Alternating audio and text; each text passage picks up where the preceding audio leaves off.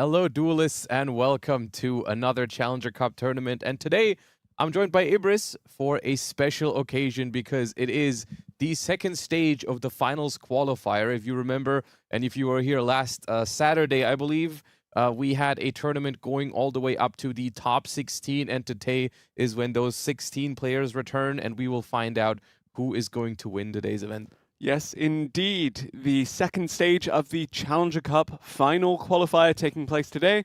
As Josh very kindly said, we had that initial tournament stage on the Saturday, and now we have the best of the best. And now the top players from within this tournament will then progress to actually qualify for another tournament that will take place in a couple of months. Lots of qualifications, qualifying for today's tournament and then playing for another qualification. And I mean, speaking of playing for things, let us take a quick look at what our participants are competing for today. Some exclusive prizing for this event, which is a little bit different from what some of the other Challenger Cups have been offering. So tell us a little bit about that. Yeah, so first and foremost, you can, of course, see something purple in that first place prizing bracket. That is the giant card in Ultra Rare of the Trap-holic that has just released to Master Duel. Alongside that, of course, first to fourth will lock themselves a qualification for that March in-person tournament. More details on that in a little bit, and by in a little bit, I mean closer to that event itself. But they'll also get a Sky Striker jacket, a plush, more details on that in a little bit, and of course a game mat. Now, we said we'll give more details about that qualifier later on, but we can tell you exactly what that game mat is going to be right now. Let's show you that game mat. Oh, that's a good one. Trap-holic on that one as well. One of my favorite cards that's been added to Master Duel recently, of course, because it's very good in, for example, Paleozoics. I'm not sure if that's going to translate much to... Hey, I play Dynamorphia, so you know, normal right? trap. Yeah, okay, fair enough. That's also not bad for that one. I guess everyone has their favorite trap deck. For me, it is Paleos. Either way, amazing artwork on that playmat, and it is, I believe, exclusive to this tournament, right? So, that is going to be something to look forward to. Well, actually, you say exclusive to this tournament. It's exclusive to this tournament, and we will also be giving away one tomorrow on the Yu-Gi-Oh! Card EU social media account. So be sure to follow us and stay tuned for more information on a post going out tomorrow on just how you can secure one of these game mats for yourself. Interesting. All right. Well, that is definitely good prizing for today, and I'm sure these players are very hyped to compete in just a few minutes when we start. Before we head in, let's take a look at the 16 players that are going to be duking it out today that have qualified for this tournament last Saturday. Yeah, so of course that last Saturday you were one of the casters covering that, and now given the fact that A, you've seen these players compete, but also B, you've seen the kind of decks and the format that we've, come to expect from this level of play. Can you tell me a bit more about what you're expecting to see tonight? Well, we are still in this kind of spot where we're going to be playing before the implementation of that next Forbidden Limited list update that's going to go live tomorrow, essentially. So these players are going to be playing the same format as they qualified in on Saturday, which I guess makes sense because it is a two-stage tournament. You don't want to throw everyone in a situation where they're going to have to play such an important tournament as well with cards they haven't really been accustomed to yet. So we're going to see players using the same cards as they qualified with, and there's some exciting stuff here because, of course, I mean, I saw players qualify using the decks you would expect in the current format. We saw Malice, for example, being a strong contender, but I also, there is going to be a Sky Striker duelist, at least one in today's tournament. So actually, on that note, I believe it was Lampi that did tell us that it was Glue, G-L-U, that was the Sky Striker player, and as a result of that, as fortune would have it, that's actually going to be one of the first duelists that we're going to be seeing on Livestream today. Could also have been influenced a bit because Joshua Schmidt is such a big fan of Sky Striker. Oh my god, yes. That is a massive coincidence, if you ask me, and that is pretty amazing. So yeah, that is something to look forward to today. And then, of course, we have, just in general, a lot of big names from the Challenger Cup scene, of course, entering this tournament and making it to the top 16. I mean, I saw Matrix, I saw Nicky Boy, Nezu, like so many of these renowned players from within the European scene, but also a couple of names that we're not so familiar with, so it's still very promising because it does mean we could potentially meet a few new faces at that in-person tournament later down the line, or indeed just see the regulars, you know, the reigning champions actually come for the crown again in this special tournament. Now, speaking of tournaments, by the way, we mentioned this is going to be our final tournament on the current format. Right. But tomorrow, with the new Forbidden Limited list and with the advent of the new themes arriving to Master Duel with the likes of your Draker Tail, I believe also Archmage as well. Yes, Archmage is in there. Apophis, Odeon, Man with the Mark, whatever you want to call it. Sure. Yeah, that archetype. Well, we will have another tournament tomorrow to show off that format too. Yes. So if you've been enjoying Challenger Cups and if you're going to enjoy today's show, which I hope you will, there's going to be more of that tomorrow. That time with the new cards, with the new Forbidden Limited list implemented, so that both players and viewers can experience that new format. So that should be exciting tomorrow as well. And I'm really looking forward to that one as well. For today, I'm expecting hopefully a healthy mix of, you know, what we know is strong. And then also, like I said earlier, there is a couple of players today that are not playing the most popular choices. For example, Sky Strikers. So I'm really hoping that we'll see some maybe dark horses, some strategies, some underdog stories today.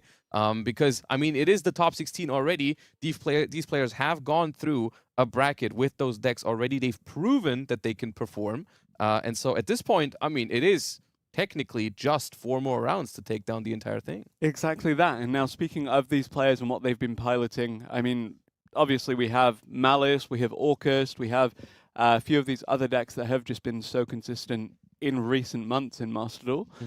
But with Lunar Light being a fairly new addition to the pool. Yes. And also I've seen quite a few Psychic duelists actually make a statement. Psychic duelists? So I believe it was Axon Kicker Oracle being a super polymerization target. And what does that require for super polymerization? Do you happen to know? Because I actually it had an extra deck monster somewhere along the line. Okay. I guess we'll see it if it gets played. Interesting. I don't remember because I did, like, as you said, I casted the qualifier. Emre's stream teaches me a lot of things. But yes, that is a very educational stream. That's fair.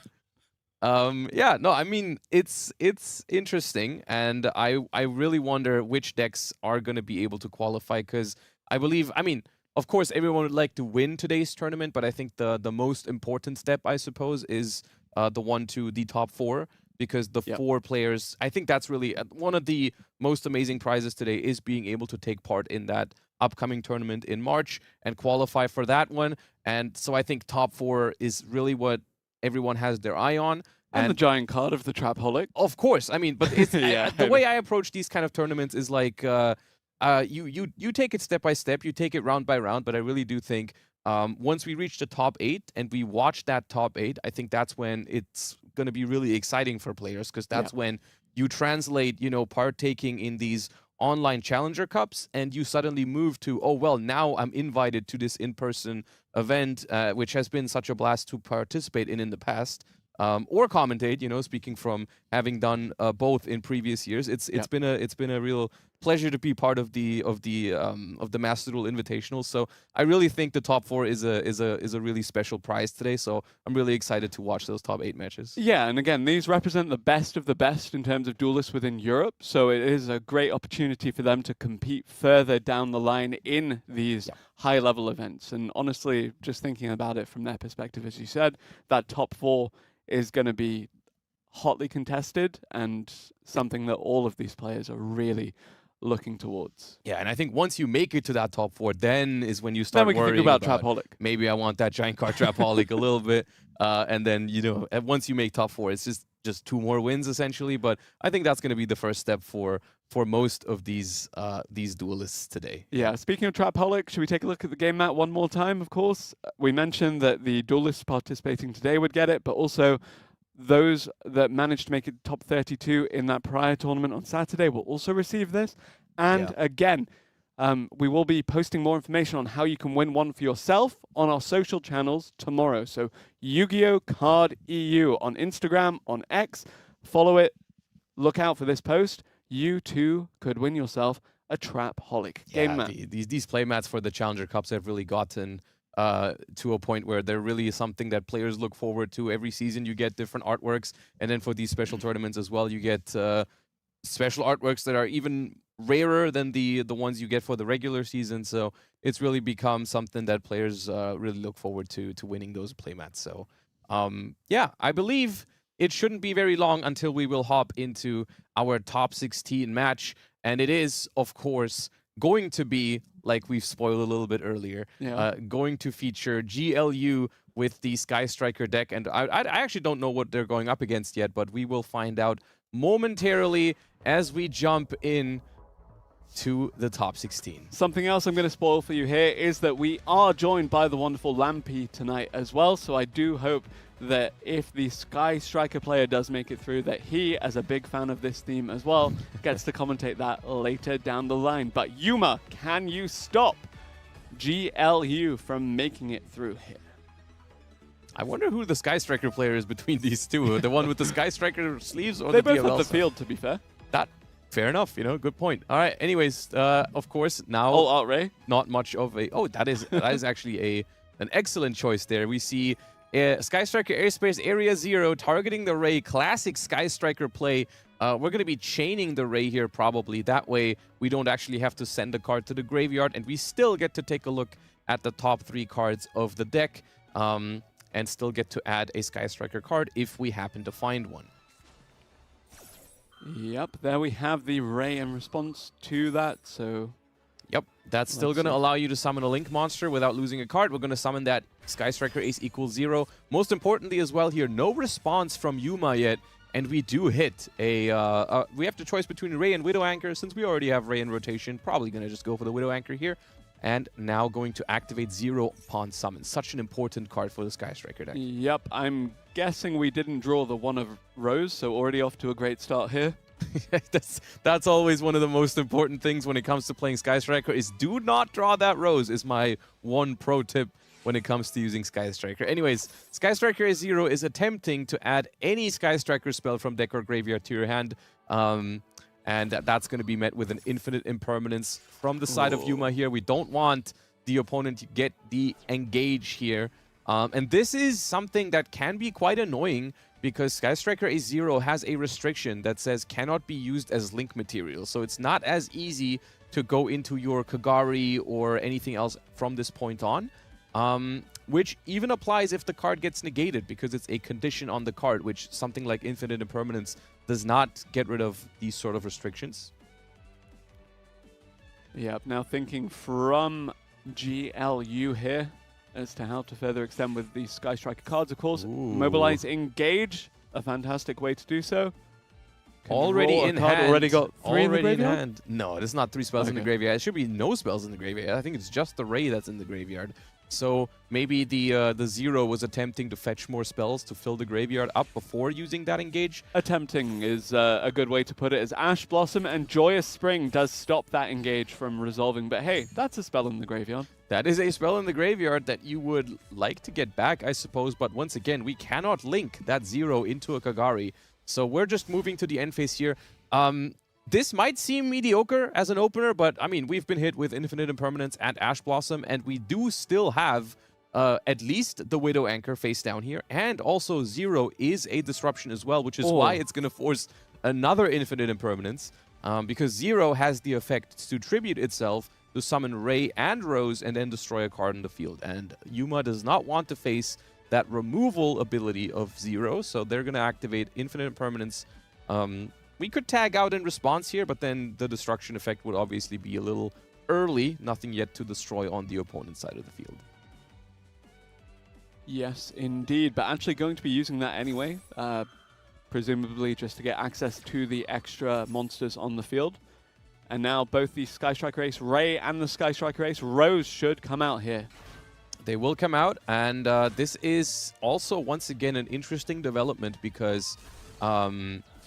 the Sky Striker is Widow Anchor can only be activated if you have no monsters in the main monster zone, which is the reason why we're destroying our own Rose here, because the Ray can use its quick effect to free up the main monster zone.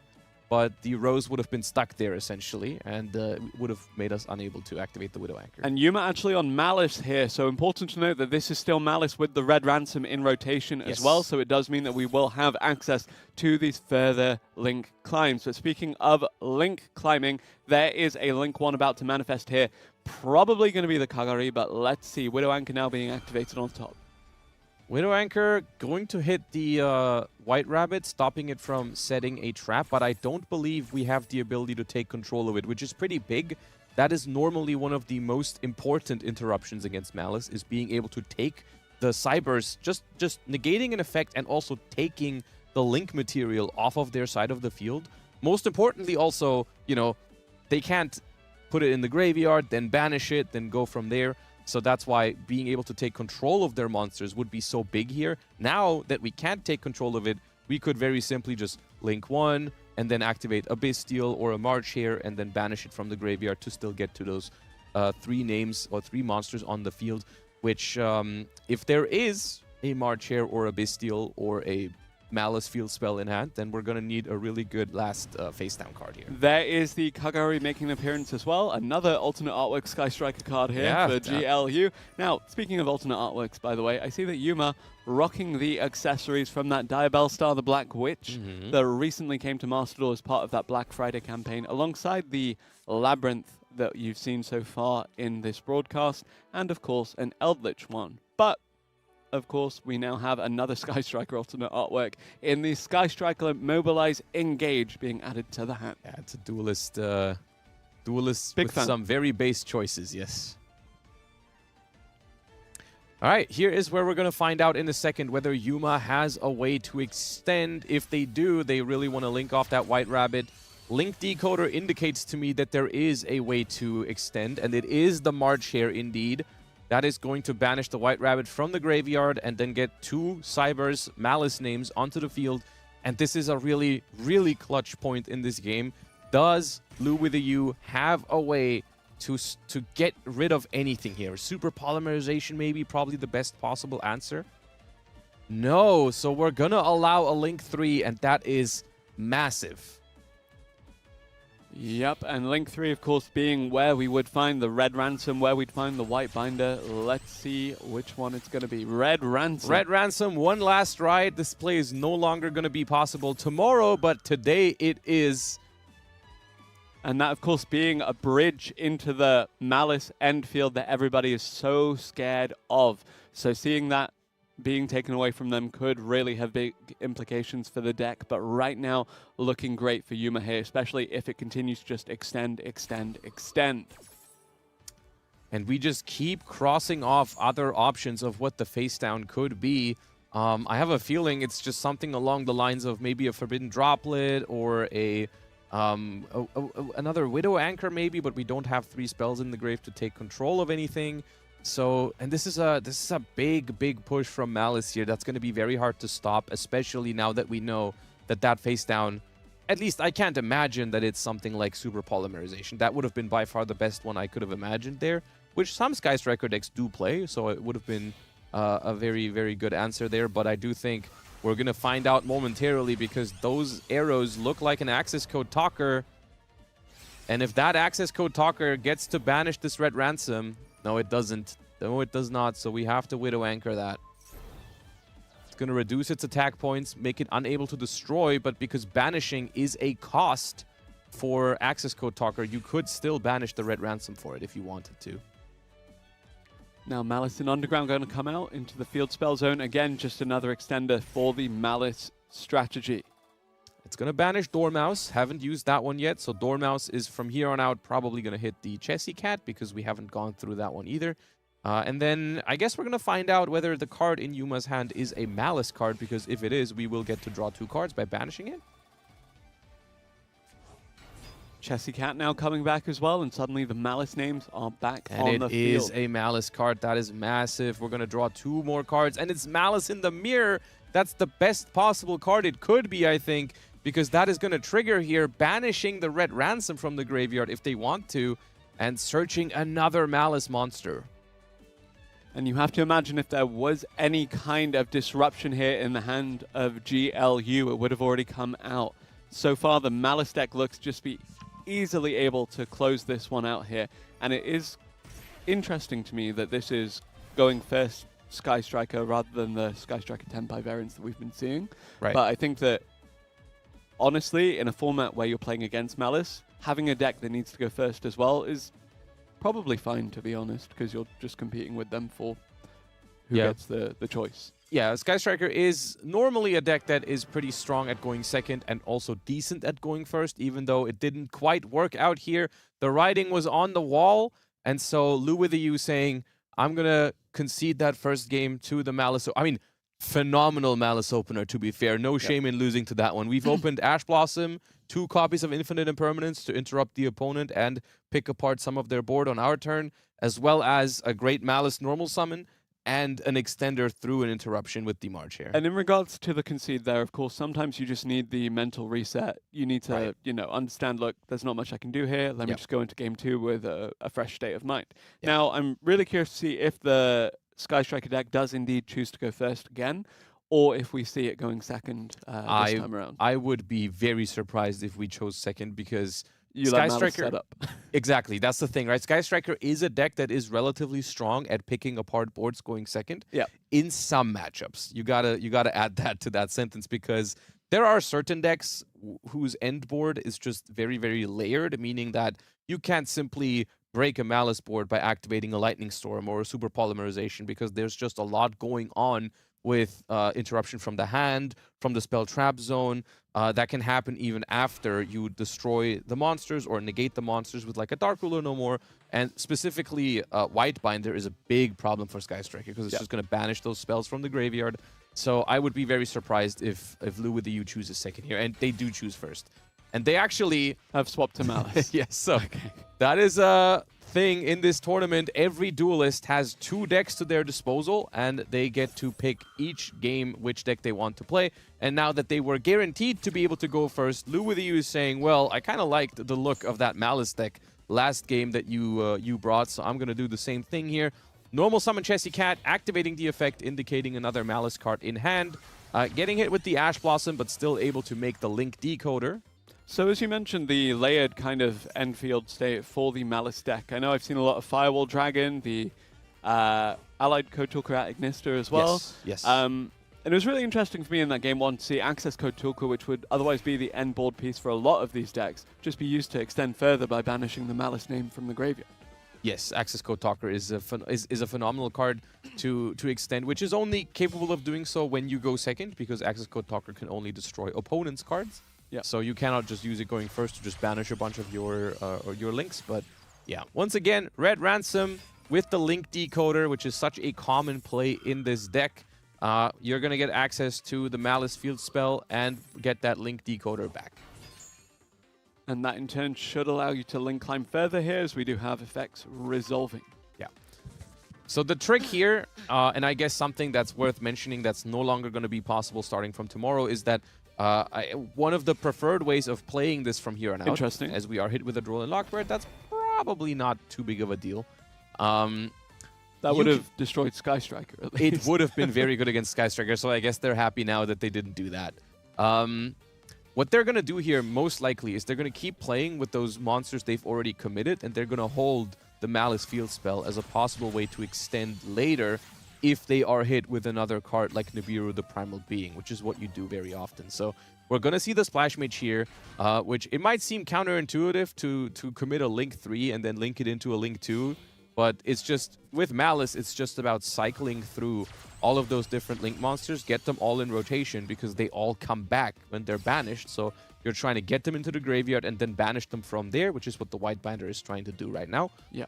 And that is also crucial, I guess, to understand about the upcoming Red Ransom going to 0, essentially, is that this is no longer going to be possible. You're no longer going to be able to start Red Ransom, secure the Malice field spell in hand, and then climb into the White Binder. From now on, I think people are just going to be forced to start with the White Binder, but the White Binder is not going to have such a high-value target to banish yet. Yeah, and a lot of the discourse that I've seen around it has been that you're now a lot more susceptible to being disrupted within the Malice combos because of this step. That is the reason why. Like you would still be able to combo with Malice, but if you are met with a disruption, you're not going to secure that early Malice field spell in the hand to just keep going after you're disrupted. So far, not too much in terms of disruption aside from the Ash Blossom and Joy Spring and, of course, the Droll and Lockbird coming down. But so far, the Malice deck, pretty happy with how things have been going. Yuma will have 4 cards in hand at the start of their turn. 4 cards enough to deal with this end field? It's going to have to be very good cards. I mean, we don't know if what they might have also switched deck to a different deck. So I don't know if they have something super powerful in store for going second, like something like Gem Knights maybe is a popular pick, I think, in Challenger Cups for when players know that they're going to be going second. So they pick a deck that is naturally very strong at going second, or something like Sky Striker or Tenpai, you know, it could be. But even with those kind of decks, it's going to be difficult against Malice. As we see, the Droll and Lockbird is going to stop Lou with a U from drawing with the Malice Whitebinder, for example, when it comes back from the banished zone. But honestly, because we already used Ash Blossom on the Chessy Cat, there isn't too much we're preventing with the Droll and Lockbird being active here. Yep, GWC being flipped now as the Hearts Crypta hits the field, leaves the field. And is going to come back in a second by paying 900. So now we have all the Malice links in rotation. And if there's no Nibiru right here, right now, we're probably going to go into an Allied Code Talker.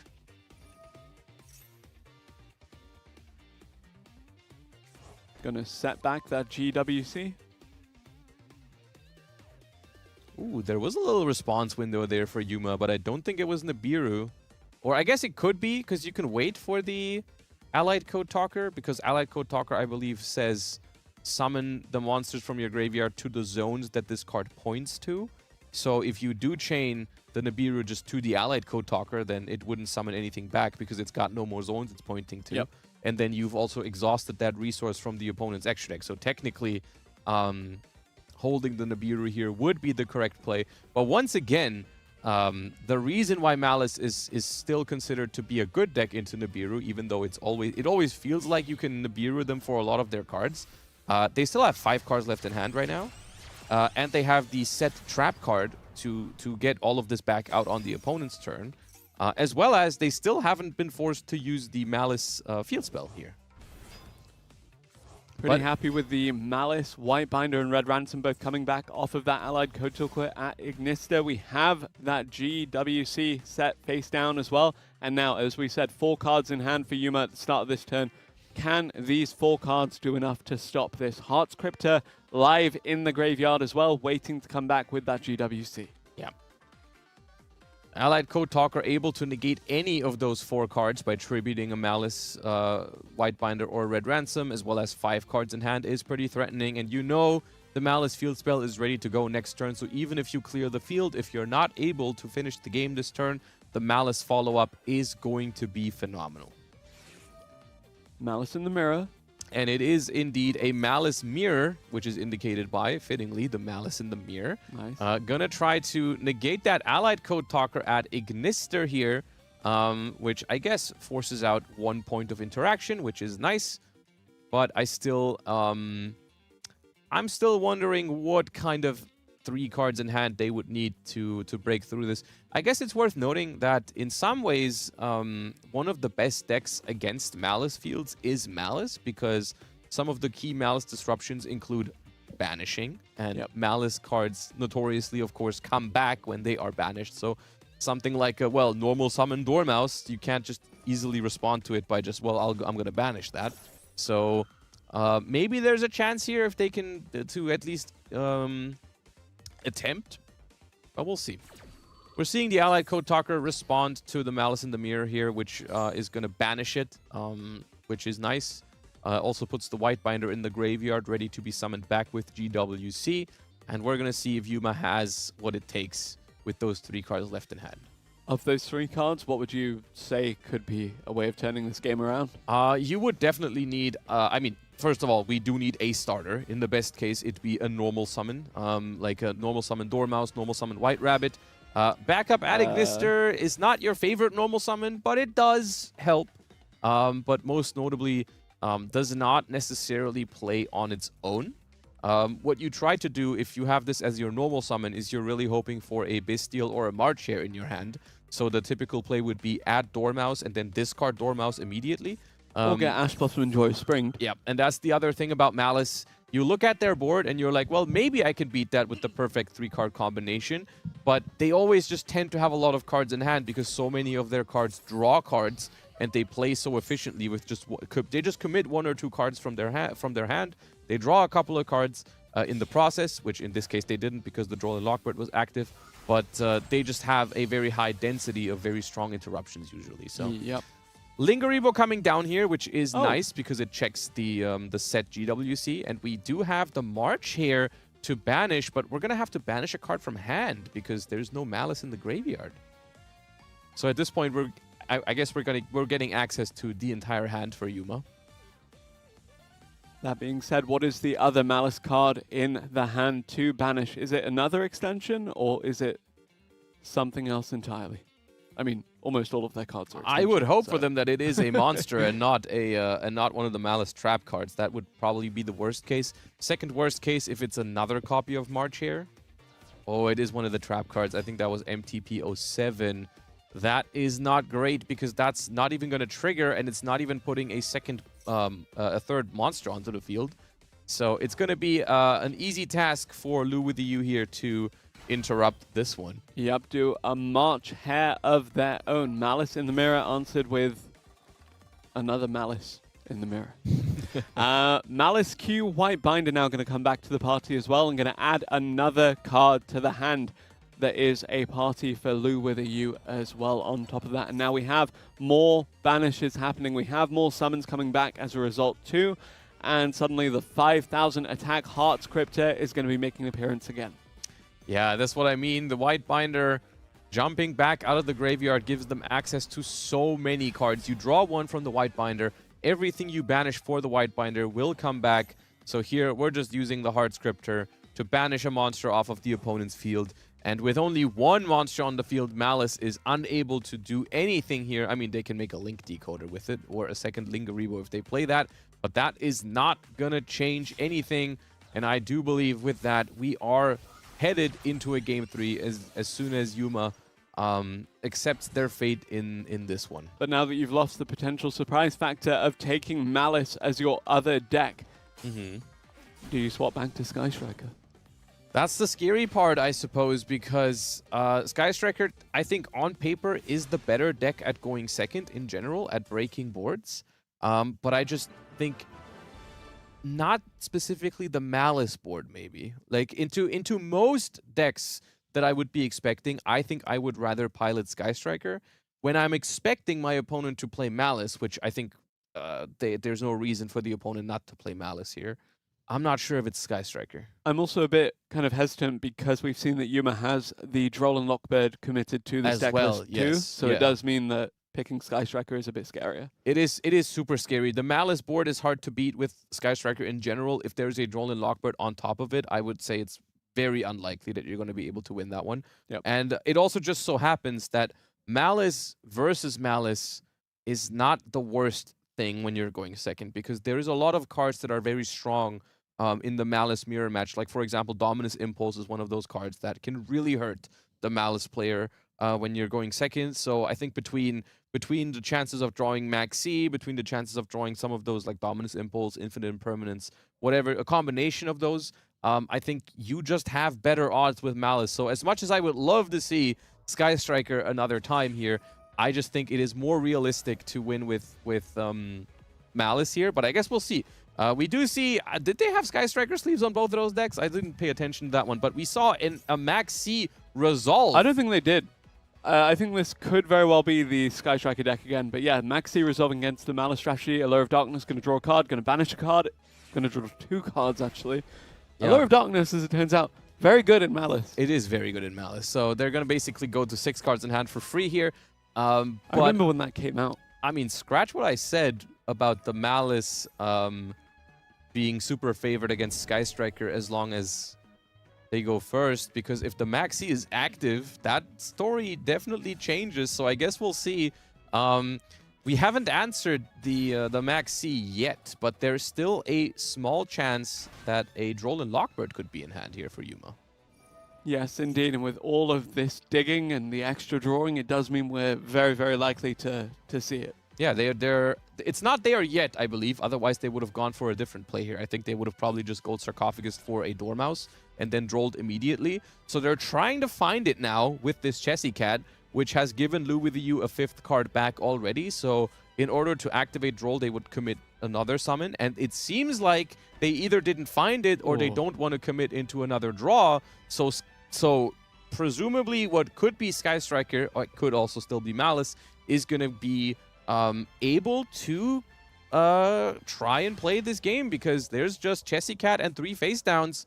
And we're going to see how far they can make it with whatever deck they have chosen here. Yep, Yuma cycled through a decent amount of cards here, so hopefully has a good selection in hand right now. But the Upstart Goblin does suggest this is Sky Striker. Is not a Malice card, let me tell you that much. All right, 1,000 life points gained for Yuma. This is also the moment you kind of hold your breath. You kind of know there's no Droll and Lockbird, but you're still happy to see that it's not there.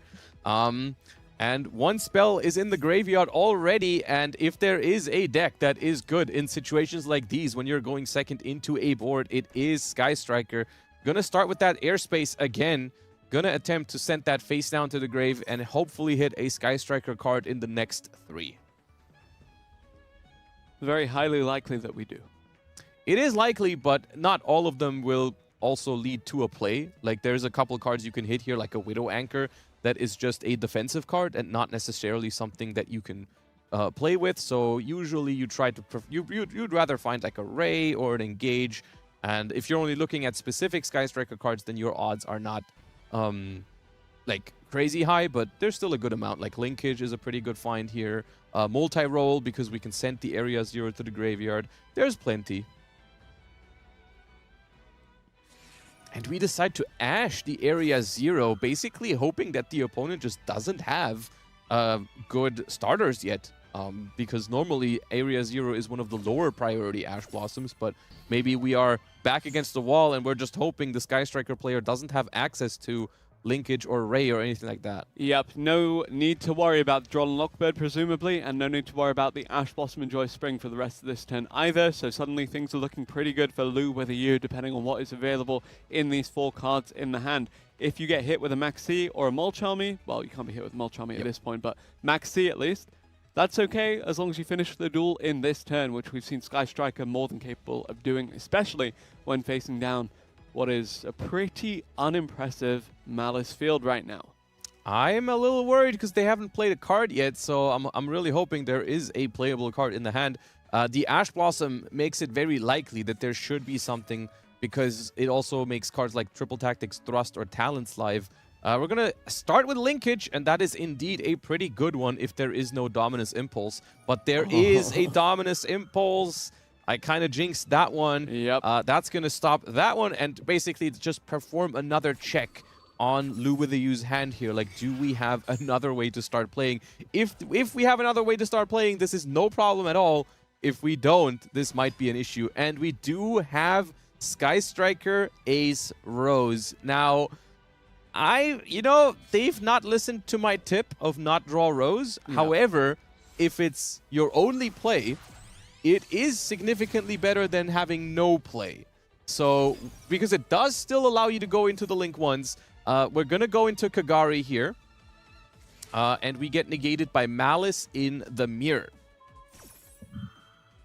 All right, and we are just slowly but surely exhausting Yuma's cards here with the Sky Striker engine. And this one is a particularly good exchange, because yes, you stop the Kagari from adding back, but that Kagari can still turn into more Link monsters. This is still not the worst for Lu with a U here. Yep, and there is the Chessy Cat coming back to the field to just add a little bit extra in terms of defense here.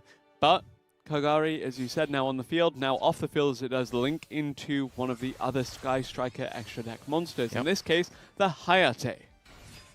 Hayate going to be able, in the battle phase, to attack over the Chessy Cat and send a Sky Striker card from the deck to the graveyard. Presumably just getting the Ray there to make sure that if the Hayate is dealt with or any Sky Striker Link leaves the field because of the opponent, we can bring the Ray back. And I think this game is going to go into a very tense position next turn because Sky Striker is not going to end the game this turn. It's not capable of doing that so easily. I mean, it can dish out 8,000 damage immediately, but not in a position like this one. So there is going to be another turn for Yuma here. We're already in the battle phase. We've gone through the Kagari. We probably don't have another linkage. So a lot of signs telling me that Yuma is going to have another turn here. And the most important factor for this game is going to be what kind of disruption is Lu with the U going to be able to put up, and is it going to be enough for the follow-up from Yuma? What would you expect in terms of disruption from a Sky Striker end field here? Well, the most common interruption they do have is that Widow Anchor. Other interruptions that they usually play include stuff like Shark Cannon, which can be useful. As well as the Lemnis Gate, if we can load up the graveyard with enough Sky Striker Ace monsters as well as spells. We have a couple of bounces available, which would be pretty good. We do send the Ray here for the Hayate. And then it's just basically down to whatever non-engine they play. We haven't seen much of that in the first game, but very common cards include Forbidden Droplet. Super Polymerization is pretty common. We go for a Shizuku here, which is able to search a Sky Striker spell in the end phase. Unfortunately, I believe the card you would like to search here is not going to be available because Shizuku can only search Sky Striker spells that you currently don't have in your graveyard. And we do have linkage in the graveyard, and I think that's the one you would like to have here. Still a couple of face downs here, and of course that initial one that was set to activate the initial field spell usage, but there is Infinite Impermanence. Speaking of face downs there, about to stop the Shizuku. Yeah, and that could potentially be massive because we actually do know... We do know Yuma's card in hand is a... I believe it's a March Hare that we banished for Allure and then got back. And unless we banished it again for the Chessy Cat later. But this Shizuku could have searched a Shark Cannon to banish the Chessy Cat out of the graveyard. Yeah, there's a March Hare, and that March Hare is going to try to banish the Chessy Cat from the graveyard. And that is potentially pretty threatening for Sky Striker here. As well as, once again, no cards in hand for Sky Striker, so we cannot Super Polymerization, which is the card that I think is one of the best defensive cards against Malice. Yes, indeed. Now, Yuma on the Malice, potentially about to make a bounce back here, depending on what Lu with the U is able to do. 3 face downs again, we mentioned earlier. Pretty decent so far, though.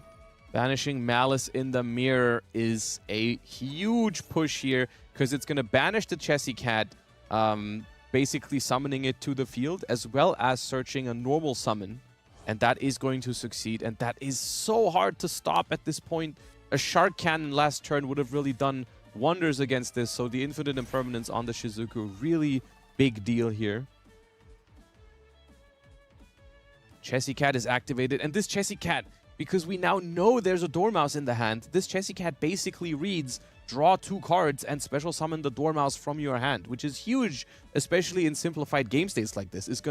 It's basically going to catapult Yuma, who started their turn with 2 cards in hand, no monsters on the field, to a position where suddenly they have 3 cards in hand, 3 monsters on the field, and still haven't normal summoned. So talk to me a bit about what these face downs could or hopefully would be for Lu with a U.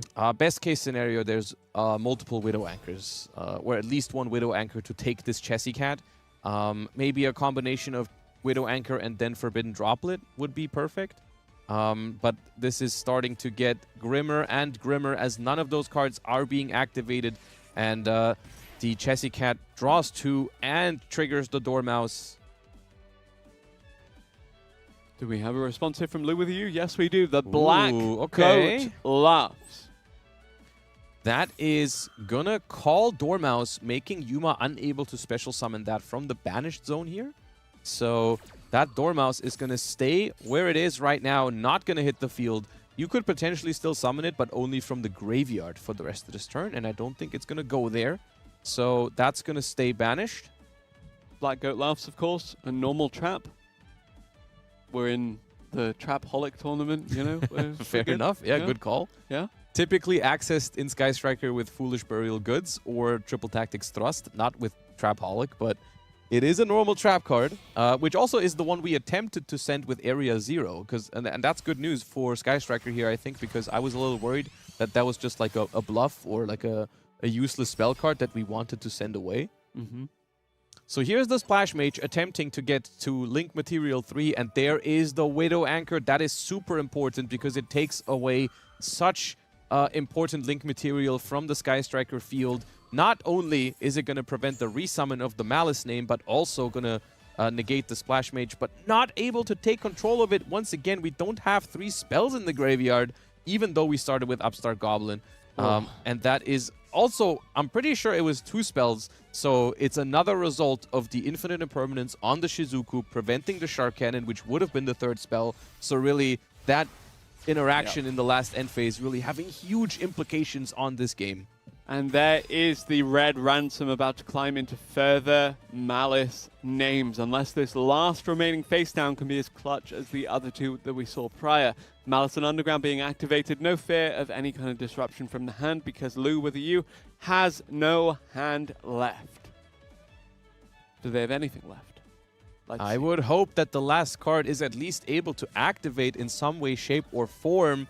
But this is going to be a very scary push from Malice regardless. Even I cannot think of a card that would make this easy for Sky Striker, because there also is still a Malice trap card that they can respond with at any point. You know, when you're trying to interact with their Link monsters, you can just activate the trap, banish them for basically the cost of activating the trap immediately, which they're going to do now.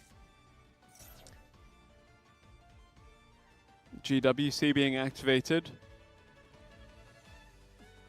And what worries me a little bit is that I do not see any sort of response window going over to Lou with a U. So they're either playing with their toggle setting really well, or that card just cannot be activated at the moment. Once again, maybe it is that super polymerization, but they don't have a discard for it because the Shizuku was negated. Once again, even further making that Infinite Impermanence so powerful. Paying another 300. We got an extra 1,000 to spend because of the Upstart Goblet. We do. I mean, we have 6,000 left, so at this point, I doubt the extra 1,000 really makes a difference here. Don't think whether they're on 5,000 or 6,000 right now would bother them very much. But at this point, it really we can already say even though there is a Ray in the graveyard for Lou with a U. Yep. If the last face down here does not do anything, this is going to be the game. Which makes me wonder if maybe, now that the Widow Anchor resolved with only 2 spells in the graveyard, I'm thinking about whether sending that Ray with the Hayate last turn was the correct call to begin with. Because we could have sent just any Sky Striker spell, right? And because I understand when you play Sky Striker, you always want that Ray in the graveyard, because it just makes you feel safer, because whenever they deal with your Link monsters, the Ray comes back, and that's nice. But against Malice in particular, that Ray is not going to stay there anyways. The White Binder is just going to take it out. They're not just going to remove your Link monster before dealing with the Ray. So maybe sending a spell card there just to make that Widow Anchor more potent could have made all the difference. Because if you stop Malice from getting to that Link 3 rating, that is really a huge deal. Like, if we had been able to take that Splash Mage, there was a real chance that Malice just can't get back to Link 3 material anymore in this turn. Because think about it, they've already used Chessy Cat and Dormouse banished effects at that point, which were the only 2 they had in rotation. And they've already used the March here. So the amount of things that they can just commit onto the field were very limited there. Yeah, a lot of thinking to be done from the side of the Malice duelist here, but now Yuma is going to link those 2 away. Chessy Cat plus Red Ransom equals Cybers Wicked for the first time in this set of games. 3 + 1 = 2. You heard it here first. Link Decoder under the Cybers Wicked, and that's going to show us how that 2 is going to equal a lot more. We're going to banish March here from the graveyard to search for a Cybers Tuner, and that is, of course, backup at Ignister.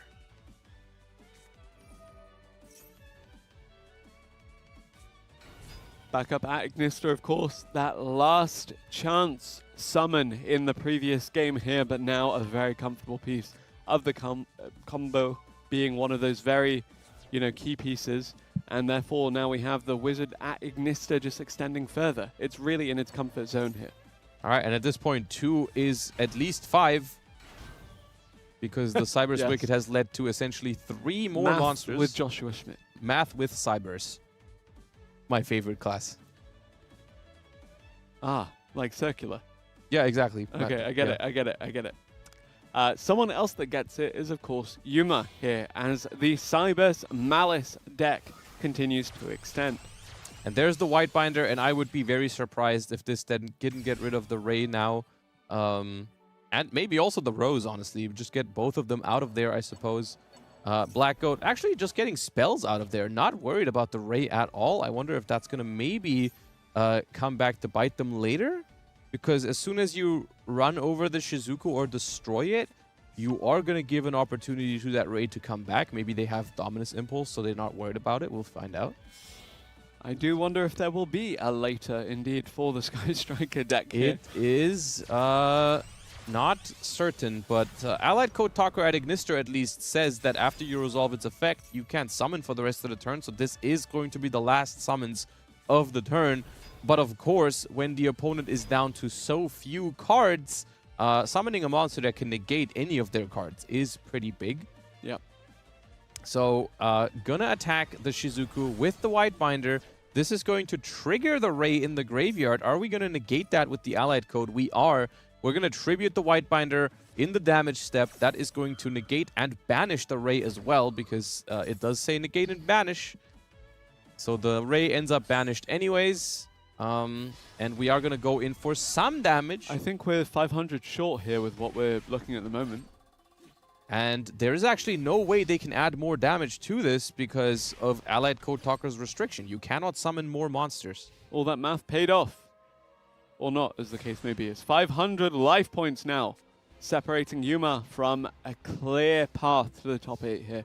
Lou with a U, what was this last draw? What is that last face down? Is it enough to stop this? Also, Area 0 is still on the field, so we can potentially attempt to look at the top 3 cards of the deck another time here. We have the Allied Code Talker at Ignister ready to stop something at least. One of those cards will be able to be stopped by the Allied Code Talker, but maybe, just maybe, if we can find multiple ways. And it was the Super Polymerization. Needed a card in hand to use it. We didn't have a card in hand because that Shizuku was hit with the Infinite Impermanence. Such huge implications of that one. That one Infinite Impermanence, I think, single-handedly won Yuma the game if they end up winning here, which it's not over yet. This is going to make a Garura, and we are probably going to attempt to use Area 0 on that. Rose now as well having the effect activated here. Yeah, because we got rid of a monster in the extra monster zone. Rose is going to come back from the graveyard. And also, we're chaining the GWC here, which is odd, because I do think Rose has the effect to summon itself back and negate the effects of a monster.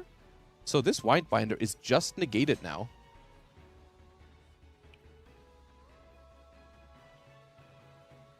Yuma still has one more face down and one more Malice name in hand. The Malice P March Hare now coming out. March Hare banishing the White Rabbit is going to access probably MTP07 for a non-target banish here. One other thing to be worried about at this point, because it's been a pretty back-and-forth match, is the timer. We are under 2 minutes left for this, and in Challenger Cups, if the timer hits 0, the player with more life points wins, which is going to make this rough for Lou with a U. So MTP07 is activated, able to search another March Hare here. Non-target banish is going to hit. Any kind of follow-up? The Rose. Okay, now all that's left is Area 0 target Garura. And that's going to look at the top 3 cards of the deck, try to find a Sky Striker card. There's one. There's two. Linkage or Widow Anchor. Probably going to go for Linkage here. Garura also going to draw another card because it's going to be sent to the graveyard now. It's a real nail biter. 50 seconds left at this point. I don't know if we can even do the damage in the time that's left. it's looking good for Malice regardless, unless that draw is really, really good. We're going to the battle phase. Okay. Activate linkage. That's going to send area 0. Do we have what it takes to do the damage here? Linkage is going to activate. We don't have enough spells in the grave for the Kagari to be big enough to go over the white binder here even. So that's a problem. We're going to go for linkage from the graveyard. Yep. Sky Striker Ace Kagari now just attempting to add that linkage back. Linkage being added to the hand here. It resolves, but is it enough to close this one out? 3 seconds remaining on the clock. 2, 1, and that should be it in favor of Yuma. And there it is. The writing was on the wall. To be fair, I don't think, as much as I would like to say Sky Striker was winning this game, it was looking pretty good for Malice. They had a huge life points lead, so they could use all of their effects next turn again. And as we saw there, the game was not going to end this turn. Sky Striker would not have been able to deal enough damage there anyways. And so Malice would have gotten another turn there, and Malice was already so ahead in just card advantage. So even if Sky Striker was able to get access to like that engage and a couple of cards, it was going to be really, really hard to deal with that Malice follow-up. So we do see, even though the Maxi was able to essentially completely stop Malice from committing much on the first turn, and we started we started with 6 cards in hand, and we only faced a defense position Chessy Cat, and we still were not able to take down that matchup because, once again, Malice, such strong non-engine, and specifically good non-engine against Sky Striker as well. Ash Blossom was huge. Impulse was huge. Imperm was also massive there, stopping the Super Poly from having a discard. So, very interesting game, that third one. I did enjoy watching that. Had me on the edge of my seat. Unfortunately, we lose Lou with a U in top 16 here with Sky Striker. We're going to have to see if there's anyone else with that deck in the tournament. I really hope so. Yep, Malice undefeated so far on this live stream, but we still have many, many more games with which to see if that will hold true for the rest of the night. After this short break, we'll have the next round for you.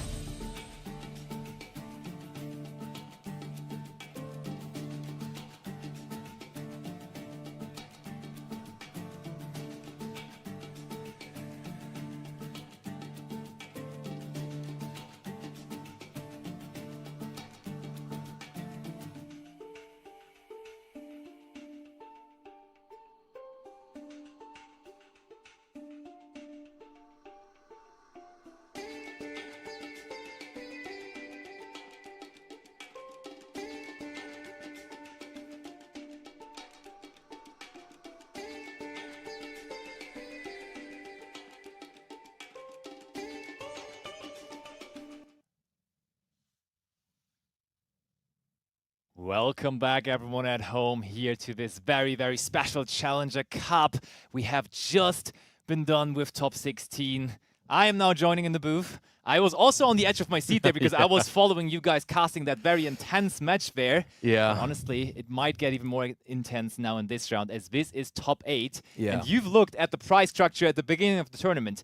Basically, this round, we will determine who of the remaining 8 players is going to go into the top 4 spots, which will be awarded with that in-person tournament, which is going to happen in March. So if you win this match that you're about to play, you will go on some kind of trip to a tournament.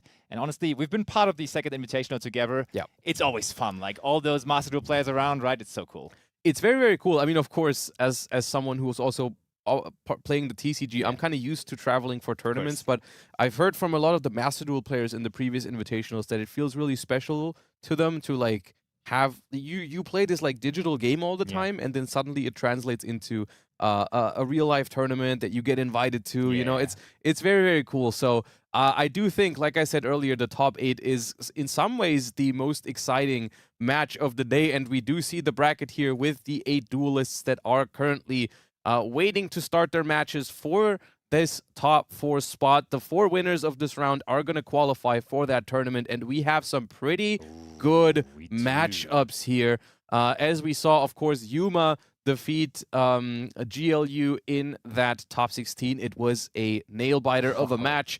Very, very close. Very interesting match as well. Down on the right, we have Nezu versus Dominic, and Dominic actually the only person remaining out of those 8 that was at the Invitational in Malaga for the last year. So he might go back-to-back Invitationals, which would, of course, be pretty impressive. And I mean, he was in the finals, only beaten by Quanto there in the very end. So maybe going back for another final, we shall see. For the moment, though, we will be looking at a different match. So let's see what we got on the table here for top 8. Let's see who is qualifying. Let's see. Oh, we have another very classic name of the Master Duel competition. Going first is Matrix, but he will have to deal with that Mulchami Fuvalos from Lex YGO. Okay, let's see what kind of deck Matrix has brought to this top 16 game 1 and how well it deals with a Mulcharmy. I feel like Matrix always is on the most meta deck you could imagine. I've seen him since season 1, and like whenever I see a game of him, he makes sure that it's just the deck to be desired. So in that particular case, maybe today with The Last Dance, I wouldn't be surprised if he's a Malice. What do you personally think about the decision of Lex to drop that Mulcharmy Fuvalos in the draw or standby phase, just making sure that it comes down before the main phase? So it's interesting. It depends on my hand a lot, on whether I like that or not. And of course, I don't know what they have in hand right now. Sure. A few factors that could play into it. For example, if I have a hand that currently doesn't have a play yet, I don't like using it early because the opponent might not play into it at all, which is what we're seeing here. Yeah. And if you really need those extra cards to be able to even play next turn, then I like holding it until my opponent commits into it. We're going to see if that comes back. But if your hand's already like super strong, I think you might as well use it in the draw phase to play around Triple Tactics Talents to make it so the opponent can't look at your hand. I mean, it did the trick.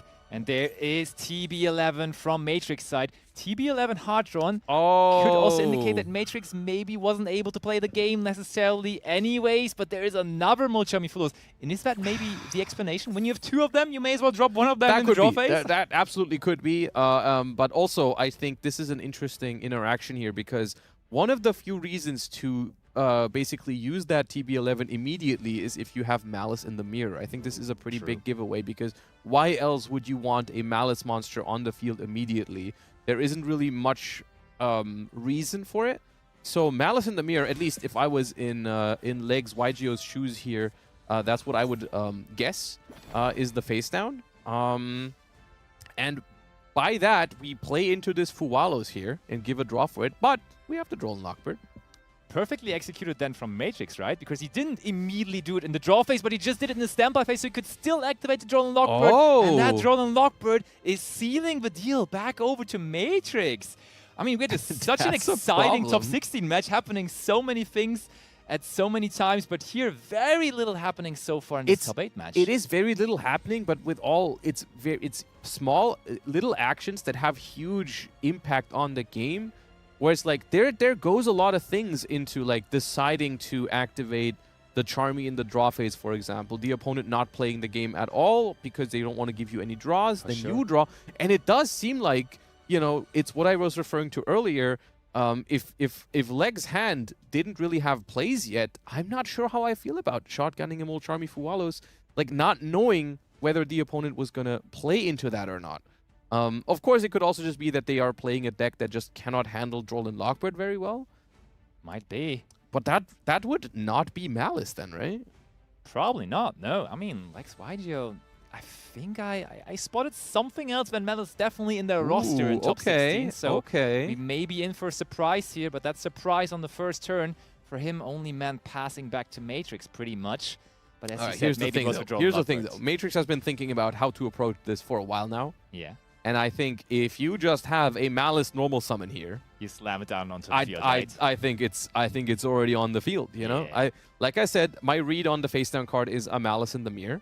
And any Malice normal summon, any backup ad Ignister normal summon, it's already been committed here at this point. Totally. You're not thinking, unless you have multiple options and it's really hard to decide, you know, do I normal backup ad Ignister or do I normal summon? I don't know what else could be a reasonable normal summon here. Yeah. And I mean, if it's just any monster, like let's just imagine Matrix has a Molcharmy Fuwalos himself in hand. Exactly. Which could also go into then the Almirage and then possibly like a Splash Mage play. But that's so vulnerable, right? If then just one interruption comes from Lex, it may all be immediately over. Oh, we have a Bestial Magnamute though. That is, yeah, that's definitely, so maybe that's what it was. Maybe they had the option between, do I commit the Link and the Bestial, or do I normal summon and make the Almirage? That's something I could imagine being the choice there. Because in this way, you're still only creating 2 monsters on the field, so you will still have to commit your normal summon. And once again, I don't think they have a Malice to normal summon right now, so I think they're just going to normal summon the March Hare, most likely. Because it is super important that you summon Malice names, because the Malice Link monsters are not generic Link 3s. They do require... Could use the effect of March Hare as well, though. Right, it can also be a special summon, yeah, good call. But how many summons is that at this point? Is maybe Nibiru, the Primal Being, also being a factor? That is 3 at this point, so Nibiru not a thing yet. The March Hare was already on the field at the start of the turn, so all we've done so far is the Link 1, the Magnamute, and the resummon of the March Hare. So it's 3 summons right now. And once again, we've seen this in the top 16 already.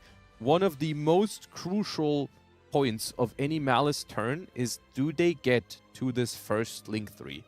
If they get to this first Link 3, their plays, their options just basically explode from this point, right? They can go into so many different directions here, and they also have so many backup plans available once this resolves, right? Once this Red Ransom adds the Malice field spell to the hand, you can just keep playing with what you have on the board and hold the Malice field spell for if you get interrupted. Yeah, absolutely. And I would like to have a Red Ransom counter for today, because only in the top 8 we definitely have seen a bunch of those summons from the Red Ransom already. And tomorrow, from tomorrow on, that counter will for a while or maybe forever be at 0 here in Yu-Gi-Oh! Master Duel. And there is the return Droll and Lockbird here. What do you think of Droll and Lockbird in the current Master Duel format? I know the current format only lasts until tomorrow, but we've seen a lot of Droll and Lockbird here today, even though it's been semi-limited recently in Master Duel. True.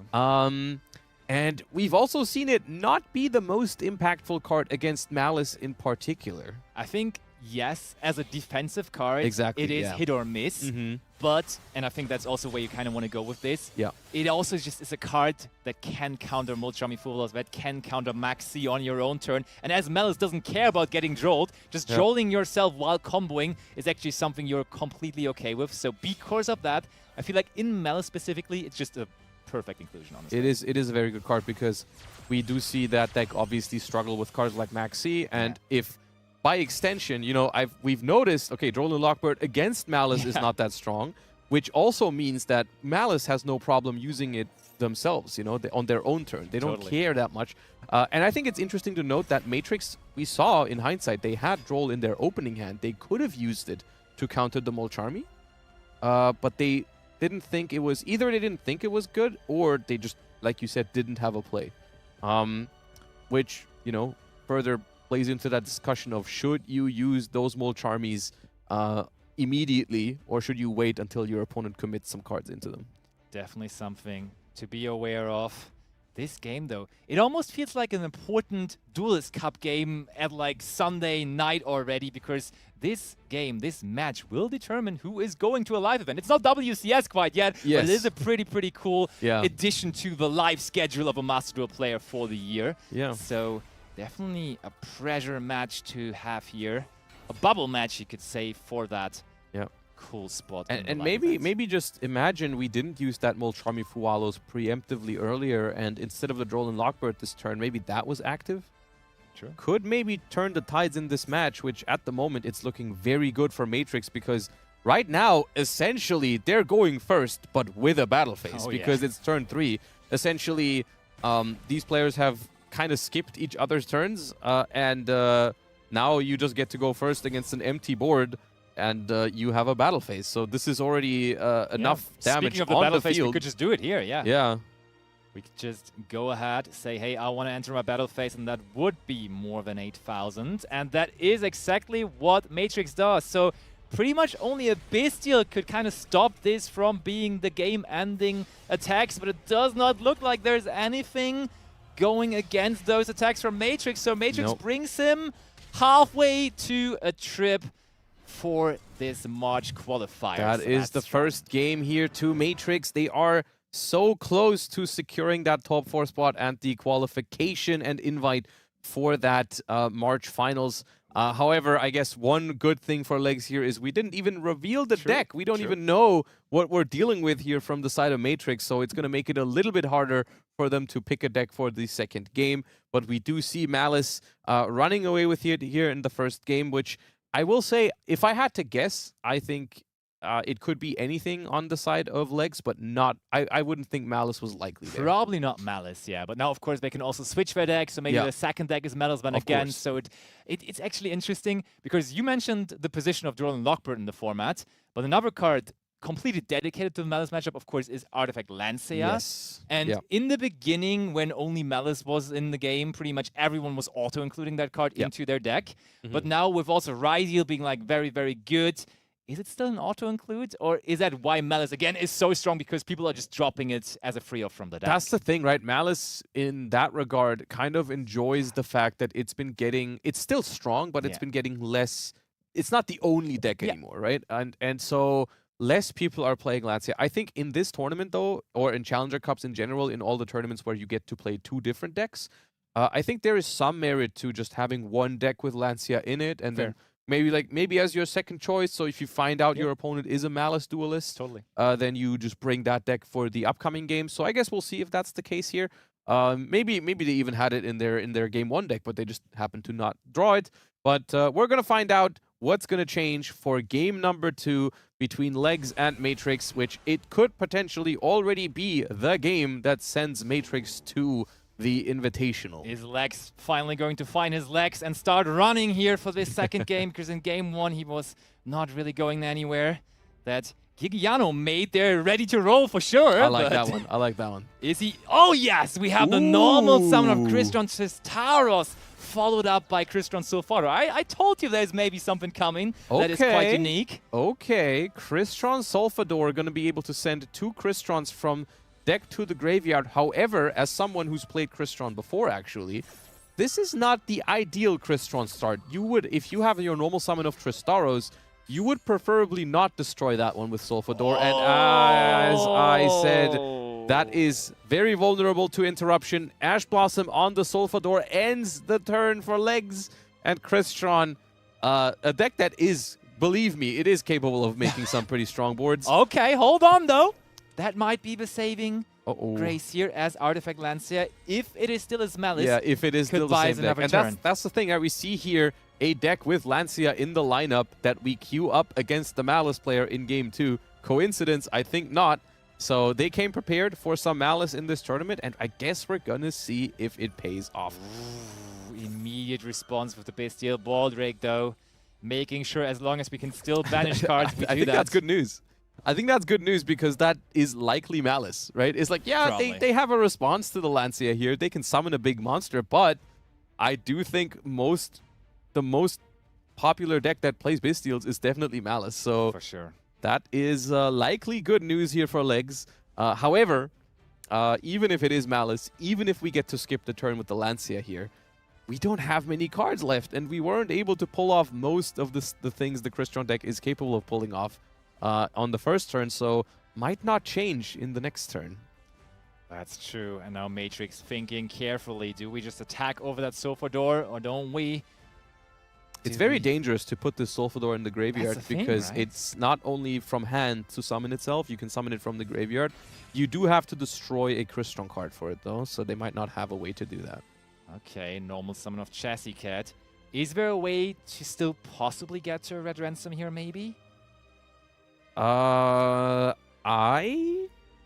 mean, yes. Oh, that's a good last card to have there. Discarding a Mitsurugi Ritual. Mitsurugi Crystron. Okay. I see Lex Lots of things happening here. It's kind of an overload. Okay, well, Super Poly is going to make it impossible. I was going to say if they have backup Adignister or Wizard Adignister, they can make a Link 1 and then still go all the way into a Link 3. No longer the case. However, this also puts legs to no cards in hand. True. Which means, at the moment, they are threatening essentially nothing next turn. Like, as of right now, if they don't draw a playable card here, they would just be attacking and then maybe making an SP Lil Knight or something. I mean, I guess they're playing a deck that I'm not super familiar with, which is Mitsurugi and Crystron together, but... Yeah, that's an interesting mix, right? Because in the TCG, that was never two things to be combined with each other. Like, we definitely saw Which is funny, because both of them variants go with a lot of different decks, but no one has ever played them together. And there's a Maxi here, and that's very awkward, because... The Maxi basically means you either draw a play here, which is the inclusion, which is a good draw. Play, really. That is so good because it gives us another Crystron card and also puts a Crystron card onto the field, which we could later on use for the Sulfador, which possibly goes into the graveyard. And I mean, we're just going for it here, right? There is Maxi, I think so. I think so. And that's what I was about to say. It's like, even if you draw a play here, that means you don't draw an answer to the Max C, right? So either you have a play, but you're under Max C, or you have no play. But then I guess the Max C also doesn't hurt you. I mean, we could possibly just search for Crystron Cluster, hoping that it's enough next turn, but it feels so tempting to just try to go for it here, end this game right on the spot. What are they supposed to draw there? Yeah, I guess what they're thinking about right now is how many draws would I have to give to go for a game here. Normal summon of Tristaros. That's the tuner of the deck, of course, so that enables synchro summoning, which we are going to see. We are synchro. We're trying to go for damage. I guess the good news is, because you're up against Malice, technically you don't have to do 8,000 damage. Something in the realm of 7,000 plus could potentially already make it awkward enough for the opponent to play, because they do have to pay some life points to get going, which is normally not the biggest deal. Like, Malice can work super well with like even 2,000 or something. But if you put them really low, then maybe there's a chance. One thing to consider, that Mud Dragon also still sitting on the field, and as it is a water attribute, by nature, it is preventing all of those Crystron monsters right now to be targeted by, for example, an Infinite Impermanence. All right, so we're summoning two relatively big monsters with the Tristaros effect, and we're also triggering Eliscaletus to revive a Crystron monster. We're getting there, right? It's not far off. Eliscaletus can summon itself, so that's going to be over 8,000. It is summoning itself. Okay, Matrix, did you find an answer? Was it under 5 summons? No, it's 5. It's 5. It is exactly 5. It is 5. Yeah, it is exactly 5. You're right. Ooh, is there Nibiru the Primal Being? Nibiru the Primal Being not necessarily and also include into Malice deck, so as it is kind of conflicting with Dominus Impulse. So yeah. We haven't used Dominus Impulse this game yet, so it would be activatable if we had it, but we do have 8,000 damage ready to go here. Trying to see, I guess, if we're going to go into the battle phase. And there is the Nibiru. They cannot catch a break. Wow, I was jinxing it there. Possibly the card they just drew with that last Maxi It could be. draw. I guess you'd never know if that's what they just picked up, but they do have it. And now that decision to push into the Maxi really getting punished here. We did see the Smyger being able to search the Crystron cluster. So they are not completely defenseless, but that Crystron cluster is looking a lot worse when the opponent now is going to have 5 cards in hand. Whereas if we had searched that without special summoning, the opponent would have only had 3 cards in hand. So the chances that this is actually enough is a lot smaller now. Matrix must be feeling good about that Nibiru, as it has really, really completely turned the tables around. I was just mentioning that you don't really see Nibiru that often in Malice. Such a massive feeling too when you play such an important match, and if they pick that up off of the maxi, that moment must have felt so good. And indeed, we see cluster set and pass, normal summon White Rabbit. And honestly, I think here it's just going to be cluster, destroy the White Rabbit, and hope that they don't have a Bestial March here, the Malice Field Spell, or Gold Sarcophagus. That's a lot of ifs, honestly. It's a lot of ifs, but it's not 0%. That's true. Okay. Making sure to get that Malice monster off the field before the trap card hits the field. So for that very moment, the Malice trap card that they decide on, the TB11, cannot be activated this turn, as there is nothing to banish. But you named the options, and there is one of them, Malice in Underground, and immediately resolving. So there was a little bit of hope for maybe an Artifact Lancea, but it is not there. Actually, do we know the last? There's a chance we know the last card in hand, right? Because they it should be known because they drew inclusion. Everything has been added. Yeah. That should be the card they added back to their hand with the Eliscaletis, which is one of the Cristrons. So the writing is on the wall here. Of course, no reason for Lex to concede the game, because it is if they lose the last game of the tournament for them. And so far, the story of the day, I suppose, is that we do have players who've brought some really cool decks to this tournament, but so far in top 16, and it looks like also in top 8, they have been going down to Malice, clearly indicating why it's currently one of the top decks, if not the top deck in the game, and of course also showcasing why it's going to receive that Rat Ransom going to 0 starting from tomorrow. Yeah, if you only would be watching since today, if that is your first Yu-Gi-Oh! Master stream that you're watching, you could really think that Malice is by far the best deck, right? Because we definitely see Malice in everyone's lineup here so far, really. And it really is winning, winning, winning. Even for our striker player in the last round, they switched to Malice and they won that game where they didn't play the Malice deck. So it's interesting to see that that is so dominant. And I would like to talk to you about how it is going to look from tomorrow on, because I've definitely heard some separated opinions on that, like some people being like, okay, yeah, Malice is unplayable with Red Ransom, but I've also heard some other opinions. I don't believe in that. I think Malice is, as you said, Malice is, I think it is the best deck in Master Duel right now, and I think it is by quite a bit. By a margin, okay. And I think losing the Red Ransom is going to close the gap to the other decks. I think it's going to make, maybe even make another deck overtake it. Okay. But I don't think it's going to like remove it from the metagame. I think people are going to try other things. I think Malice fans are still going to try to make it work, and I do think they will be able to succeed, because once again, not having Red Ransom just means that your first Link 3 is usually going to be Whitebinder, which is still a super strong card and still a very strong card to start with, because essentially the thing that changes is, well, instead of summoning the Link 3 and getting the field spell in your hand as a way to extend later, you get a Link 3 and you set a trap card immediately that can extend if you're interrupted, right? So I think it's still going to be a similar situation where if Malice gets to a Link 3, if it gets to that Link fodder, it's going to be hard to stop, and it's going to be able to put up a real fight against most decks in the format. And the ability to put those bodies onto the field doesn't change, because the main deck does not change. And will we have to stop some more Malice names from resolving here? Does not look like it. Molchami Perulia, though, resolving against Ryziel is huge news for Dominic. Already up a game. Yeah. Perulia and Impulse. So Impulse once again indicating this might be another Malice player. Ooh, it is the Onomad Ryziel deck. Not too happy about the Perulia either, though, with that monster summoning from hand there. Molchami Perulia is actually a very, I think it's an underrated card, which is crazy to say because everyone knows it's a powerful card. But it's a very underrated card in Master Duel right now, because I think people kind of underrate its power even against the Malice deck, because even Malice summons from hand quite a lot with all the Bestials and backup Adignister and Wizard Adignister and March here. And their normal summon. So I think it's a really, really strong card in general. And it is specifically good against these Ryziel combo variations. As we see Dominic just drawing into more and more and more interruption here.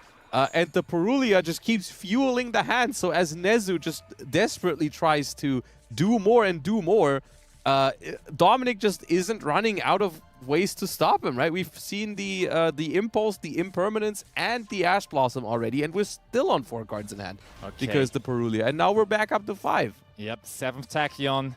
Trading for that extra Isil, and we even have to give up another card for it, and Dominic just instead keeps on adding cards to his hand, so Nezu has to sacrifice cards.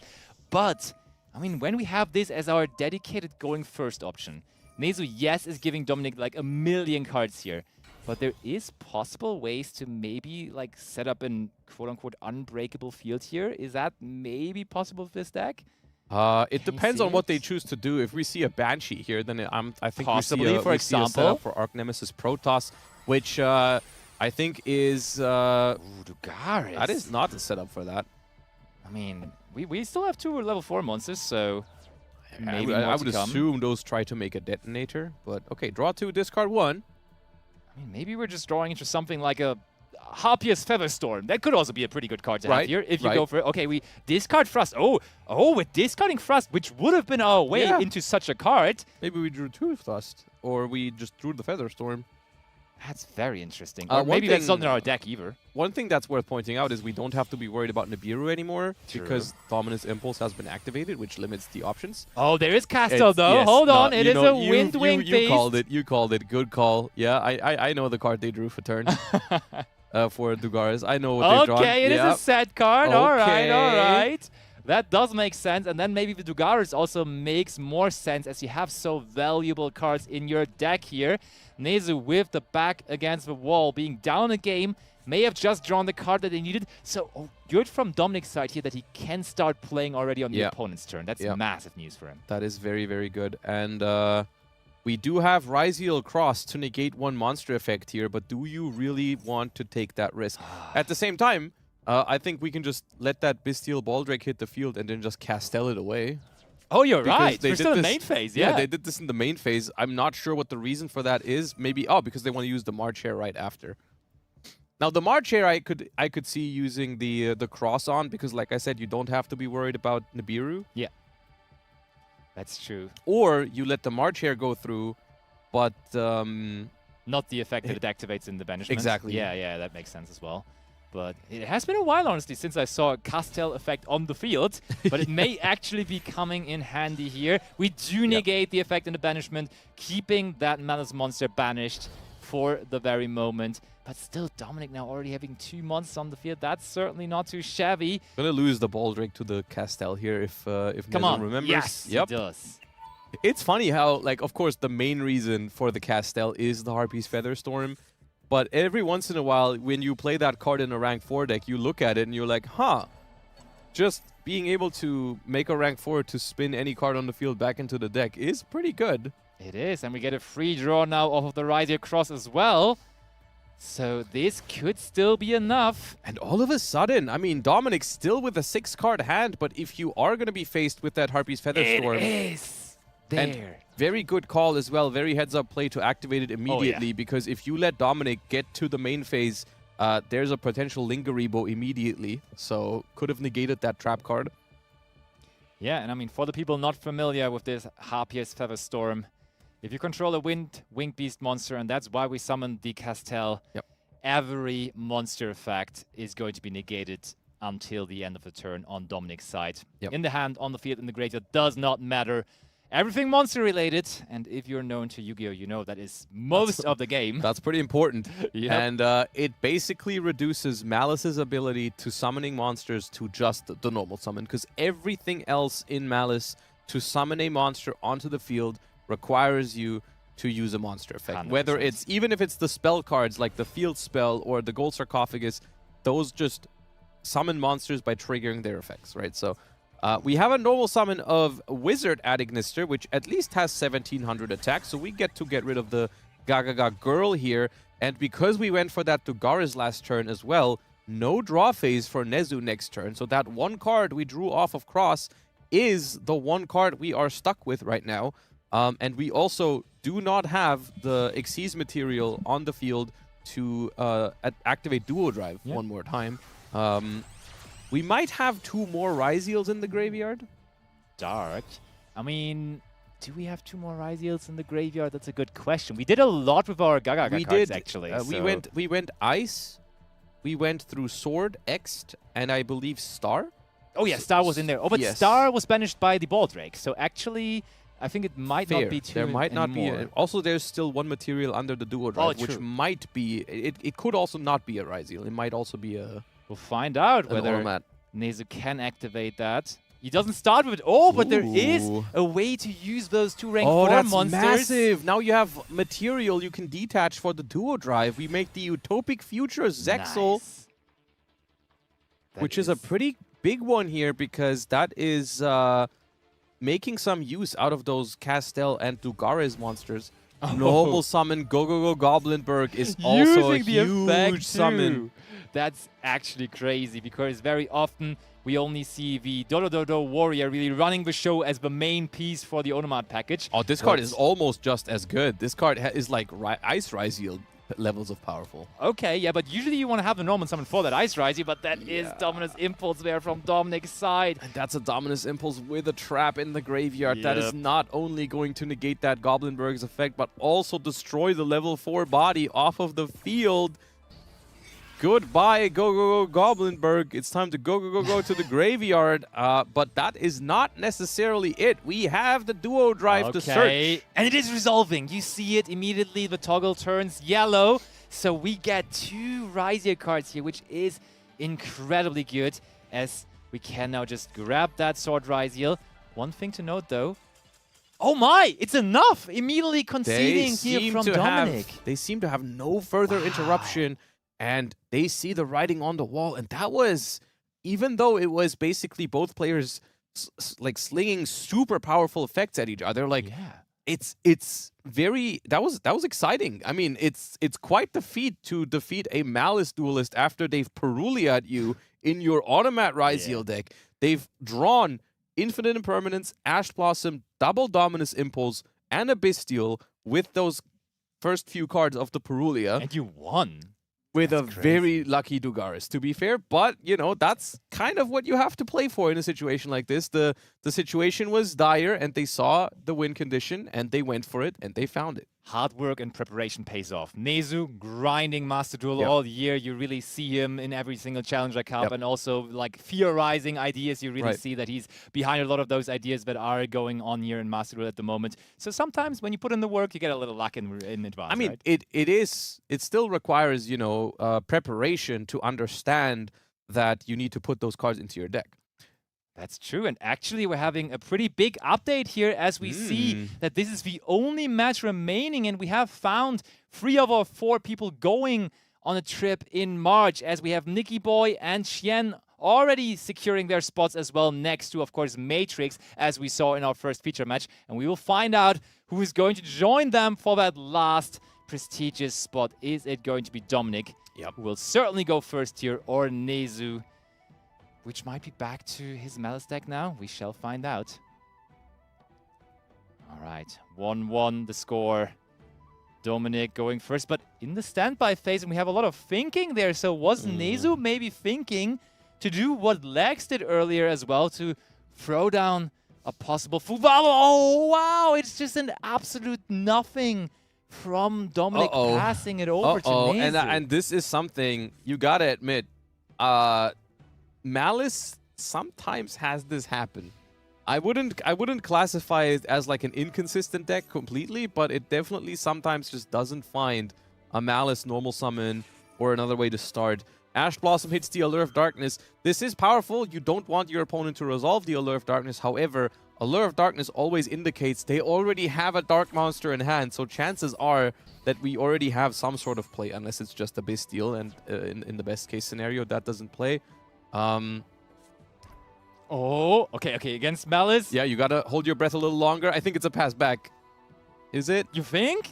There's no way, right? I thought so because the it felt like a toggle went over, but I'm not sure. Oh, Nezu, are you bluffing? That could just be a Malice trap card and a normal summon of a Malice monster right after. But with the amount of time this is taking, I'm sort of with you. thinking that this might just be a pass back in the Yeah, most but if important game here. No, there is the match. Because I was about to say, like, if it is a pass back, then why are we thinking about it so Yeah, long? that's true. Okay, more chummy footballers from Dominic. Oh. Some hope, maybe. And this is a spot that I would not like to trade with Nezu here, because you know that Dominic's hand was not able to play last turn. You know that if they just don't draw a starter here, that you can just pass and they can't punish you for it. But we also know that Malice it can be so punishing with just one card. If you just pass here and they draw that starter, then it might just all fall apart. It's such an important match as well. It's so tempting. You really couldn't blame Nezu if he just passes here. We've made a choice though. We have went to the battle phase and just attacked for 600, which indicating to me that this is going to be it is going to be no draws for the Fuba here. They're saying you need to draw a card first that plays, otherwise I'm not going to be threatened by this. So no draws for Dominic except for the one draw for turn. Last turn we couldn't play, but can we play this turn? Dominic, did he find it? Also, well done from Nezu chlearing up his field again. So if he has a Mulchami Fubalos on hand, that could be something now to be activated again with that empty field. Dominic takes his time, or is this just the end of main phase announced already? Once again, I'm trying to apply some reads to the situation, but I feel like if you draw a play here, you just slam it down. So thinking about it for a moment, not a great sign. Oh, another sad card. It really doesn't look good for Dominic. He wants to go back to an Invitational after getting second place at the one in Malaga almost a year ago, but it doesn't look very good for him at the moment. Always got to hold your breath with Malice, because sometimes they set a card and you're happy and then they summon something. But no, it is the end phase here for Dominic. Really unfortunate not finding a Malice play in the first 6 cards of the deck at this point. And Nezu now 6 cards in hand. We know there's a play for Nezu because we searched a Dormouse last turn. And there it is. Royal Rare version of it as well. I mean, you're only allowed to play once, so you may as well make it Royal Rare. Using the effect, no response whatsoever from Dominic's side. Banishing a Chessie Cat, paying 300. Is that going to resolve? Do we have a Max C maybe? That would be big, but I mean, also when they banish Chessie Cat, once again, oh, there is Max C. Okay. But banishing the Chessie Cat, indicating that there is more Malice names in the hand here. But is there also a response to the Max C? Possibly. Doesn't look like it, but maybe we just want to chain a beast here or something. No, it does resolve, and that is big. That is so massive for Dominic here. Basically saying like, okay, well, next turn I'm gonna have at least 2 fresh cards. Like even if we stop here, we have drawn a card now from the Maxi, so more chances to find a play for Dominic. Nezu does have a battle phase this turn. And we're going to find out if they're going to try to use it to go for that 7,400 damage. Oh, no! He's not committing once more. He's again saying, you've been pretty bad at drawing those Malice cards so far in this game, Freeze, so I will give you another shot at it here. They are keeping me on the edge of my seat because once again, did Dominic find a play here? There certainly is an opening here. If they find Malice starters, we don't know what kind of extenders they might have in hand. They might be able... One Malice card could change everything here. They might be able to play through... 2 cards they drew. Yeah. One for the Maxi, one for turn now. Certainly, surely, they have picked up a Malice card. There's a White Rabbit. And this could turn the tides in this match.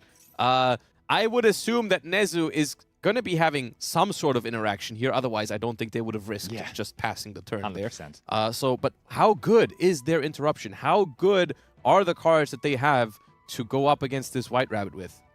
I feel like they decided so quickly on what to do last turn, right? I would assume they must have at least like 1 or 2. Oh, they have the best interruption to imagine against the Malice deck. Having a copy of Unrelenting, but the one-off Call by the Grave. Maybe the card to turn it all around. We didn't have cards to play, but we have a pretty good card to make sure our play goes so through. massive here. Dodging the Baldrake. Dominus Impulse? Oh. Impulse one time on the Bestial? Oh. We're not resolving yet. Seems like there is something else. There is Dominus Impulse from Dominic's side. Okay. It appears possible once again. Okay, they are exchanging huge blows, and that Oh, resolves. it resolves. There is no way. So we have the Artifact Lancer called Bite, but what else is there waiting from Nezu's side, of course? This is huge. Nezu correctly waited until the main phase, until Dominic committed to a monster to enable his own Bestial Border to activate that Artifact Lancer. Having nice that good heads-up play there, making sure you can dodge Recalled by the Grave, but that Dominus Impulse there, maybe still leaving hope here for Dominic. Setting GWC. And now we've already exhausted... Oh, God. I was about to say we've already exhausted 2 really big interactions from Nezu, but Max C, I guess that's only fair. Had to play under Max C last turn themselves, and now gonna put Dominic under that Max C. And at this point, I agree with Dominic here. We're not stopping this turn. We can't stop because we know next turn is going to be our last one otherwise. So we're gonna have to push into this Max C and just hope for the best. Honestly, interesting sequencing by Nezu, right? Because I feel like you really want the Lancea to resolve, as it is just really the turn-skipping, turn-stopping card against the Malice deck. So maybe just activating the Maxi at an earlier point, sort of trying to bait out the Called by the Grave, could have been something to do. I mean, they felt so safe, though, with the ball. Exactly, that's what I'm thinking. Like, they had the answer to Called by the Grave. I think in the moment where the Called by the Grave happened, they were happy about it, because they were like, okay, well, now I learned what your face-down card was, and I have the counter for That's it. Fair. So it was almost, I think it might have already been the other way around, where they were like, I want you to use Called by the Grave on this Lancea because I have the counter for that. Ooh, and now the Impulse. And it's like, I understand why they felt so safe not giving any draws to those Fualos or Maxis, because, like, okay, I have Lancea, Impulse, Abystial, and Maxi in hand. Of course, I'm not going to play into it and risk you drawing a bunch of cards.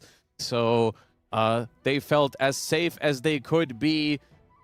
But they decided not to use the Linger Reaper on that. We could have stopped the Dominus Impulse there.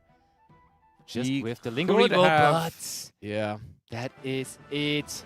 Very, very, very decent run by Dominic, but Nezu the one that is going to be qualified now. Huge sigh of relief on your end, but probably also on Nezu's end there.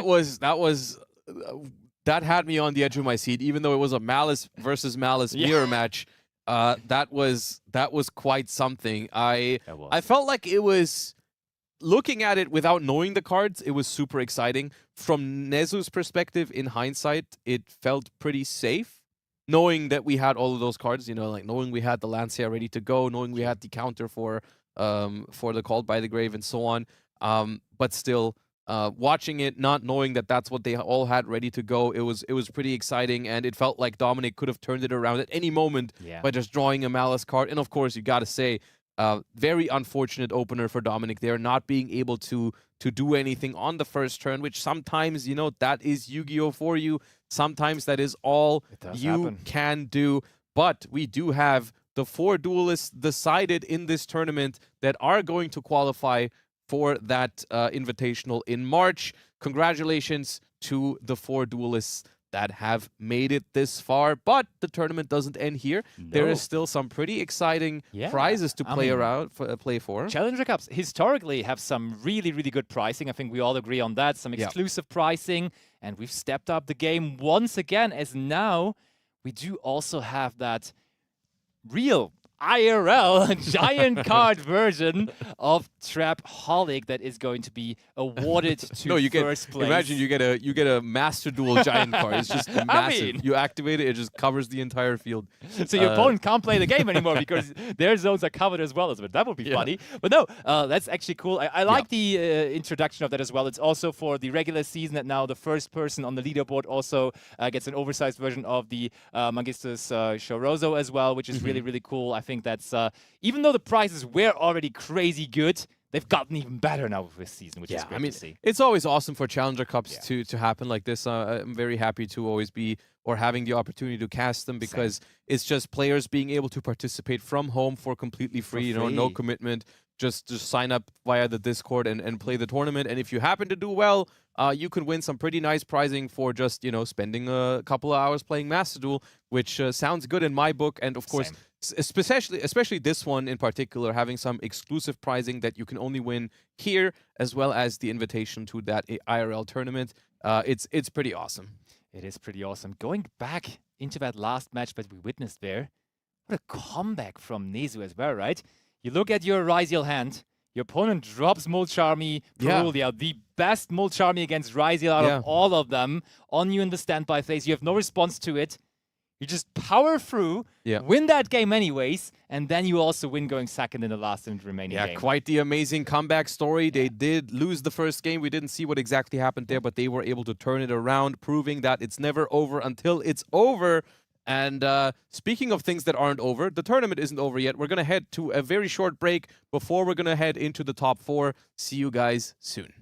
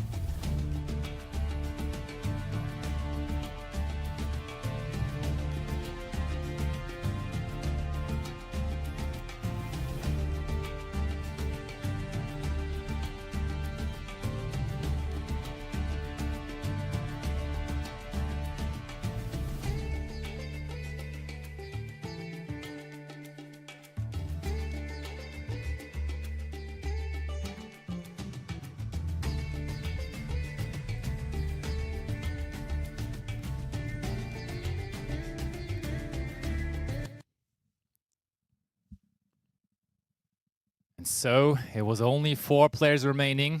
2 casters remaining here in the booth for the moment. Ibra's joining me now. In the back pocket somewhere.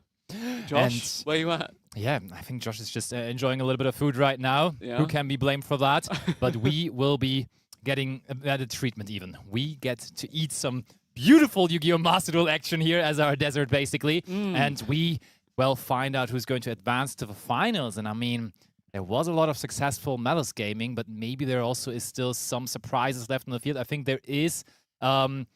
Qualified, I don't know whether you followed, Nicky Boy is in, so nice. We're going to have him in person there in the in-person event in March. Then, of course, in a very, very, very crazy match for him, Nezu now also qualified. The T2 team showing up? Yep, they are, as per usual, as always, in Challenger Cups for sure. But as we can see here now in our first featured match, we also have Nicky Boy versus 41 CS. Yes, indeed we do. And now with the Malice now starting things off, that White Rabbit coming out for Nicky Boy here. Nicky Boy, of course, very phenomenal player, very formidable, very well regarded within the European scene, having been a mainstay of the Challenger Cup. More known for having the Snake Eye Rescue Ace deck back in the day, but I'd still say a very legitimate contender in and of his own right now. Yeah, he definitely had his faces. He was very, very, very, very glued to that Rescue Ace deck in the beginning, but then, as we can see with the gold icon next to his name, he had a really successful time of playing Tenpai as well during that Duelist Cup in March 2025, which almost qualified him to the World Championship. And then he also played a lot of Blue Eyes Man at some point, but now it's all Malice for him, which is working like a charm for him too. Yes, indeed. Now, Link Dakota now coming out so far. Not too much in terms of disruption aside from the Molchami Fool. Let's start things off. But there is the Droll and Lockbird basically shutting that down. You see the feathers on top of the deck there, nullifying the bubbles. And now the Bestia Druids were making sure that we can continue. And, I mean, we've addressed it times and times again. The moment you have the ability to go for a link-free Malice monster is now given, and as soon as we get that first free link-free monster going, it's good news, but we do not want to go Red Ransom here as we have just put ourselves under Droll and Lockbird, so maybe it's not as easy as it usually is because we cannot just search out Malice and Underground here.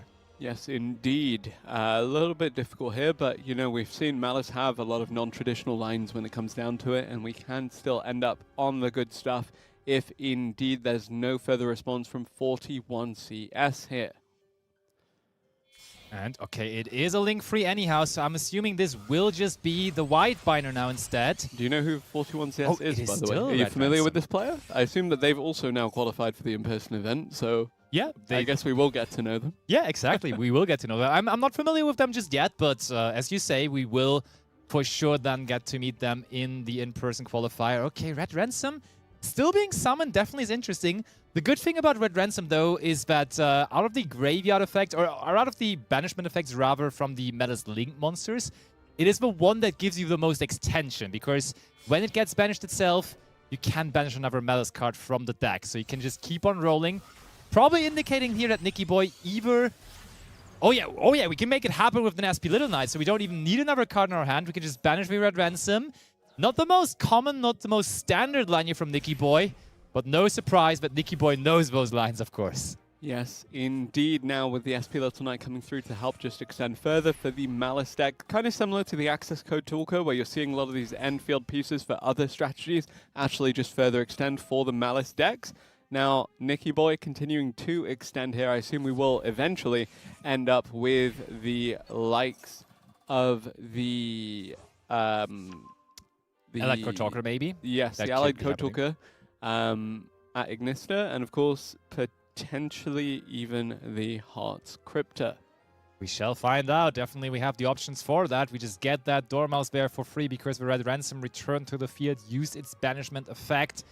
And yeah, the options are plenty. This would have been the perfect Appaloosa above the Goddess angle, but 1 month ago.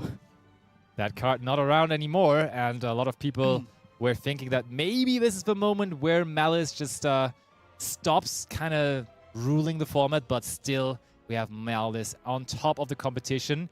Now, though, being addressed, of course. in effect from tomorrow on with another hit to the deck, Red Ransom, which we now see on the field. We're not going to see on the field no more. We're not going to see it in the graveyard or anywhere anymore from tomorrow on, with it going to 0 on the Forbidden and Limited list. And I'm curious to see where the meta does take us from that point onwards. Of course, Orcust being kind of not necessarily the underdog, as it was very, very dominant for a good while now, but also it does feel a little bit less significant compared to the likes of your Raizio Mitsurugi and now this. But I think we're also paving the way for the likes of Lunalight, potentially the Draco Tail later down the line too. And that will be really interesting to see. But speaking of Draco Tail, they're dragons. This is also a dragon. It is the Bestial Magnamut. It is. And I mean, usually with a Bestial Magnamut after a Drolan Lockbird, it's not that great. But since we already went through Bestial Druid Swarm earlier, Magnamut can not only search from the deck, but also add back from the graveyard. So we can even play around our own Drolan Lockbird here by just adding back the Druid Swarm from the graveyard. And this is the Allied Code Talker at Ignister, which we have been mentioning earlier. Still, though, we see that the Dormouse is on the field. So do we just use the effect of the Allied Code Talker here? Because afterwards, we can't summon anymore. I keep saying Code Talker and wanting to say Decode Talker Heat Soul. That one was a classic. Was it played in Salamangreat? It was, for sure. Yeah, okay.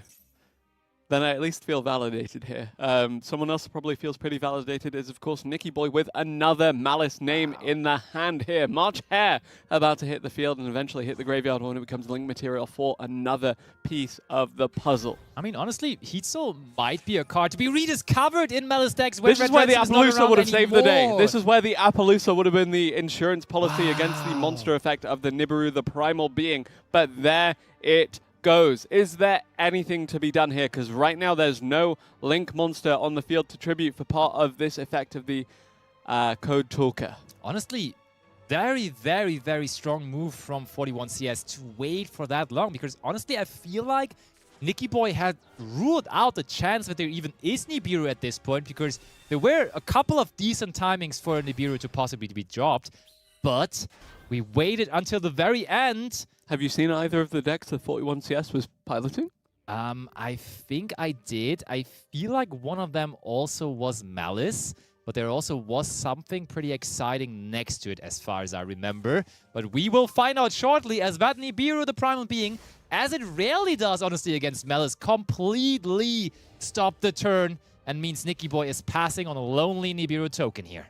Yes, indeed. My favorite elemental hero monster, the primal being token, making an appearance. And there is a Malice name, March Hare, now coming out alongside the Nibiru, the primal being that is, of course, still live on the field of 41CS. March Hare no longer on the field, though, as it becomes quick link material for the Linguribo. Which could be huge, because it is checking a possible Dominus Impulse on Nicky Boy's side. So having that Linguribo on the field already established is massive news. But of course also it enables a possible backup at Ignister, maybe Wizard at Ignister. All the options in the world, which is the one that 41CS has here.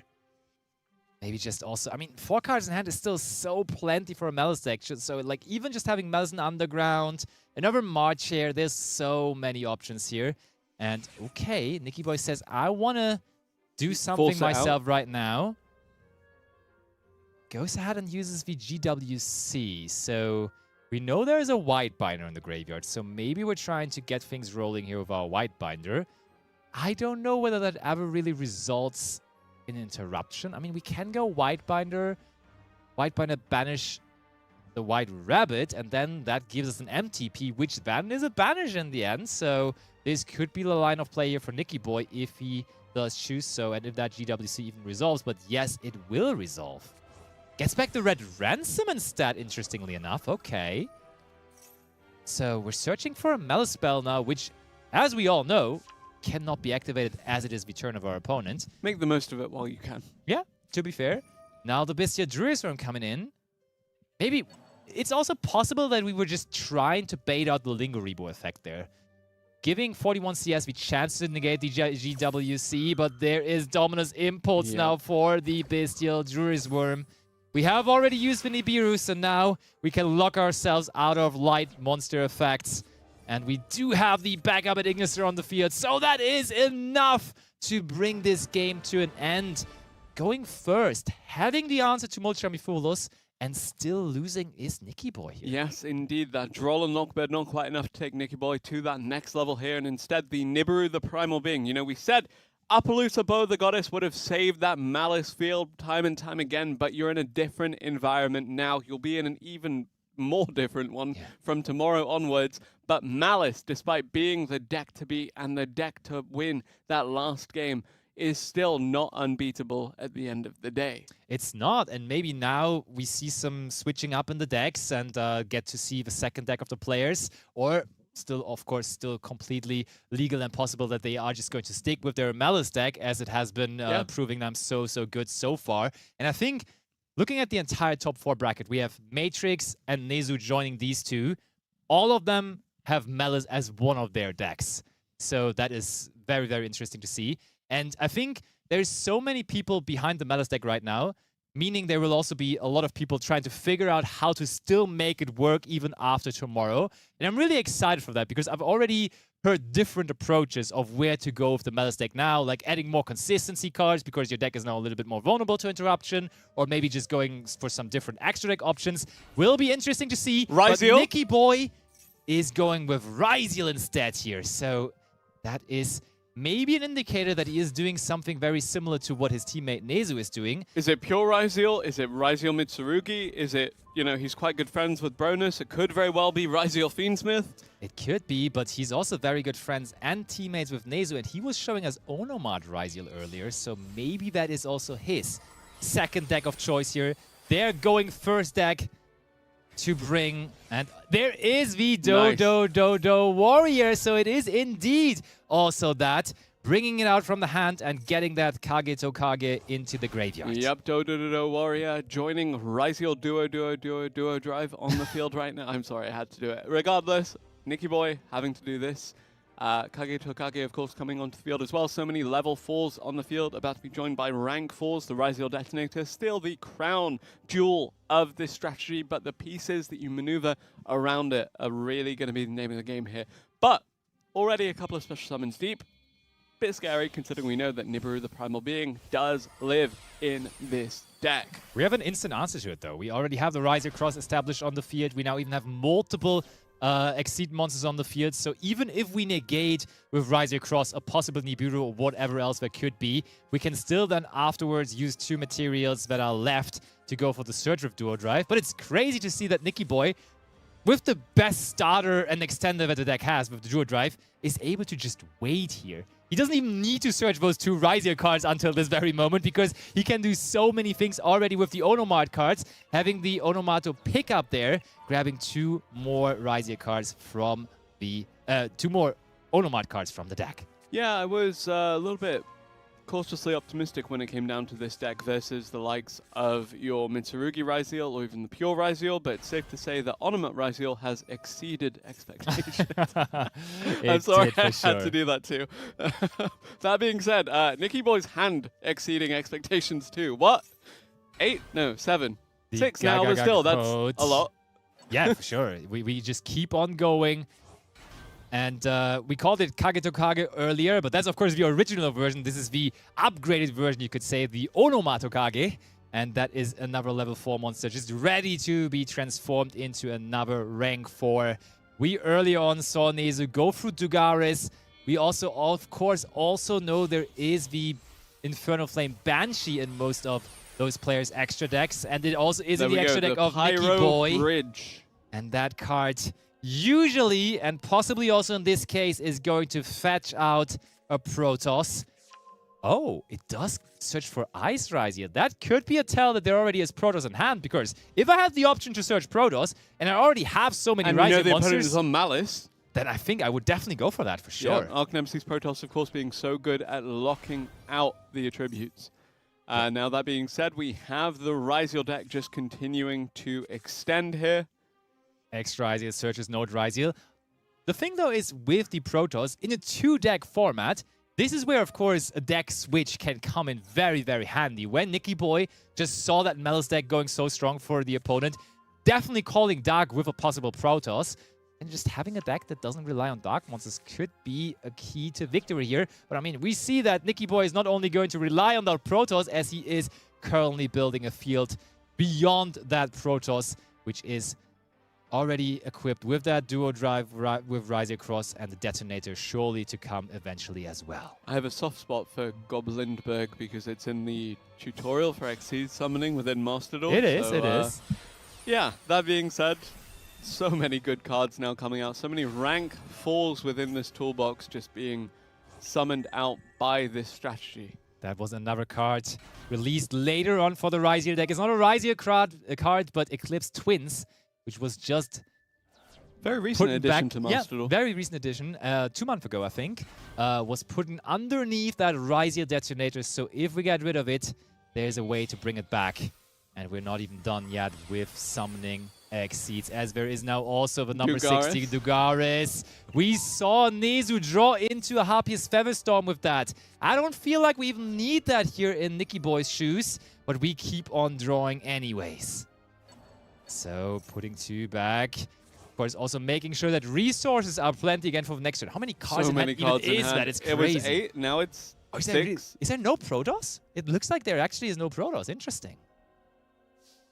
That being said, there are 3 face downs and a couple of what you have to imagine would be disruptions in the hand now. 41 CS, can you play through those? Let's find out. There is a Maxi. I mean, drawing cards can give you plenty of options, but just having that card to start off your turn and going unanswered is already marvelous. And 41 CS on the does Malice. not look like he has switched it up. He is going to bring that Malice deck here again. Will it be good enough, though? Allure of Darkness going to draw 2 and then banish something, but Ash, Blossom, and Joy Spring says no. Immediate response, no time wasted. Nicky Boy puts the amount of cards. Oh my, we're going into the battle phase. There is no way. Are we bluffing? No, there's evenly matched. And this field does not provide you really with an answer to that. So we may just see all of those cards leaving the field. One thing, though, that is worth noting, we can use the Ryzier Detonator on itself. With the Eclipse Twins underneath it, we will be able to then afterwards bring it back possibly. But one thing, is there even another rank 4 in the graveyard, though? Because we will need 2 rank 4s. I think Nicky Boy was expecting to finish the game on that next turn because actually you lose a good amount of tempo thanks to the fact that Dugaris makes you skip the draw phase 2. For sure. That being said, now Crossout Designator are going to come through to stop the Call by the Grave potentially to get rid of any potential chance at dealing with the Eclipse Twins or the Detonator in the graveyard. And now let's see. Is there another rank 4 in the graveyard? Because that is right now crucial to the Eclipse Twins. We will need another rank 4. Otherwise, that Detonator will not return. We rely on the Rise Across to stay on the field. And we do have a way to activate the Eclipse Twins. So Detonator will be together. Of course, the Inferno Flame Banshee, I almost forgot. Because it did not search for the Protoss, but for Ice Ryziel. Makes sure that Detonator returns. And now on its summon, of course, it will even be able to accumulate another material underneath it. Yep, get the Banshee and the Eclipse Twins back underneath this Ryziel Detonator. But now AI meet you. We have a meeting with the Ignister family here, maybe, as we are revealing the Allied Code Talker at Ignister to possibly search for that backup at Ignister here, straight from our deck. Oh no, we go for Wizard at Ignister instead. Interesting choice. That is definitely something noteworthy. Okay, here comes the White Rabbit. So White Rabbit, usually with the Detonator, would just be an auto-destruction. You would just always chain Detonator to make sure the trap cannot be activated. But now knowing that there is a Wizard at Ignister Gonna do it anyway. They are going to do it anyway. It makes it less appealing. Maybe Nicky Boy already says, hey, I am definitely going to negate that Wizard at Ignister as well that you're going to activate from your hand, possibly. MTP being set. Find out. 41 CS does not have any ways to extend. Of course, for the Wizard at Ignister, we would have needed a Link monster on the field, so this was enough for Nicky Boy. And we do have another warrior ready to come onto the field. No draw phase, no problem. Let's go here. There is the Onomato Kage in the graveyard also being activated here. More level 4s on the field. More rank 4s from the extra deck going to come through. Ryziel Cross for good measure as well. Again, we had no draw, but we're going to get draws anyway. Doesn't matter, and this is already 5,900 attack points on the field. Okay, draw the Lockbird. Okay, no more draws. I mean, we could negate it with Ryziel Cross, but I feel like we don't even care at this point, as we do have enough attack points already on the field. Or do we negate it? I don't think we would. I cannot imagine that we care about that right now. Nope. We just let it go through, and Nicky Boy is the battle phase where you want to go. Yes, eventually you will go there, but first of all, Ice Ryziel, as we have searched for that last turn, very wisely is going to bring out the Sword Ryziel. So many attack points. The battle phase next does not look like there's any kind of response, so Nicky Boy takes one game back, making sure it stays competitive here in this top 4 encounter. And again, we said Malice is the deck to beat, but it's not unbeatable, even if it's still in the form that has access to the Red Ransom. You see there a masterclass on the Onomat Ryziel on how to deal with Malice. For sure, and I more and more like the option to have that Onomat Ryziel as you're going first stack, as we see Nezu and also now Nicky Boy having that. I think whenever they know that they will go first, when they lost the last game, they probably will just always, as their standard choice, bring this deck because it just has so many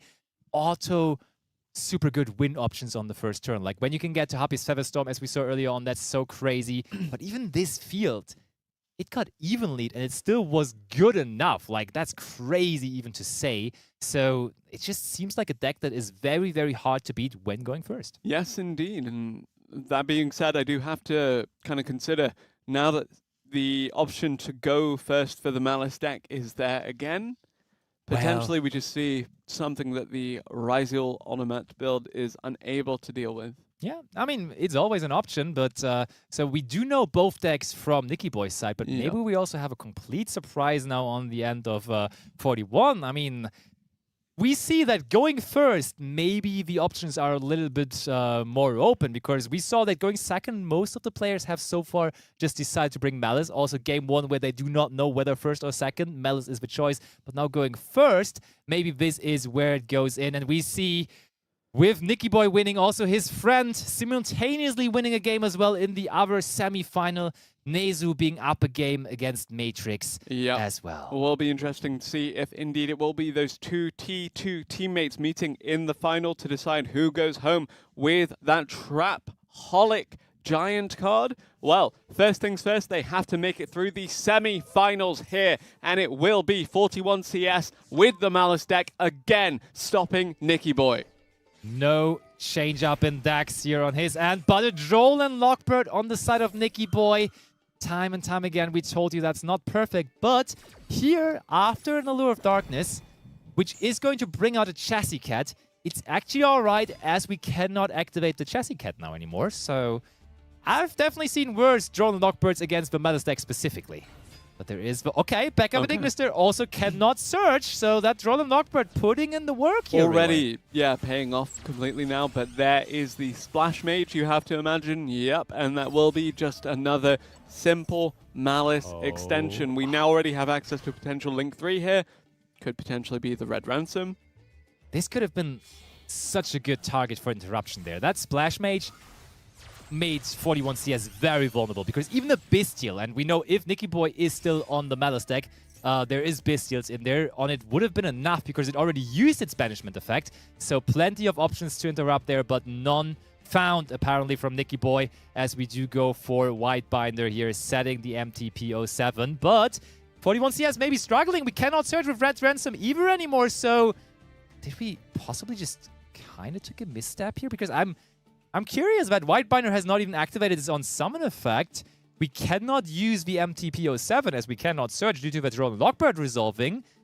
Maybe this is a turn ender? That would be big news for Nicky Boy, of course. Yeah, could very well be. But there's Nibiru, the primal being.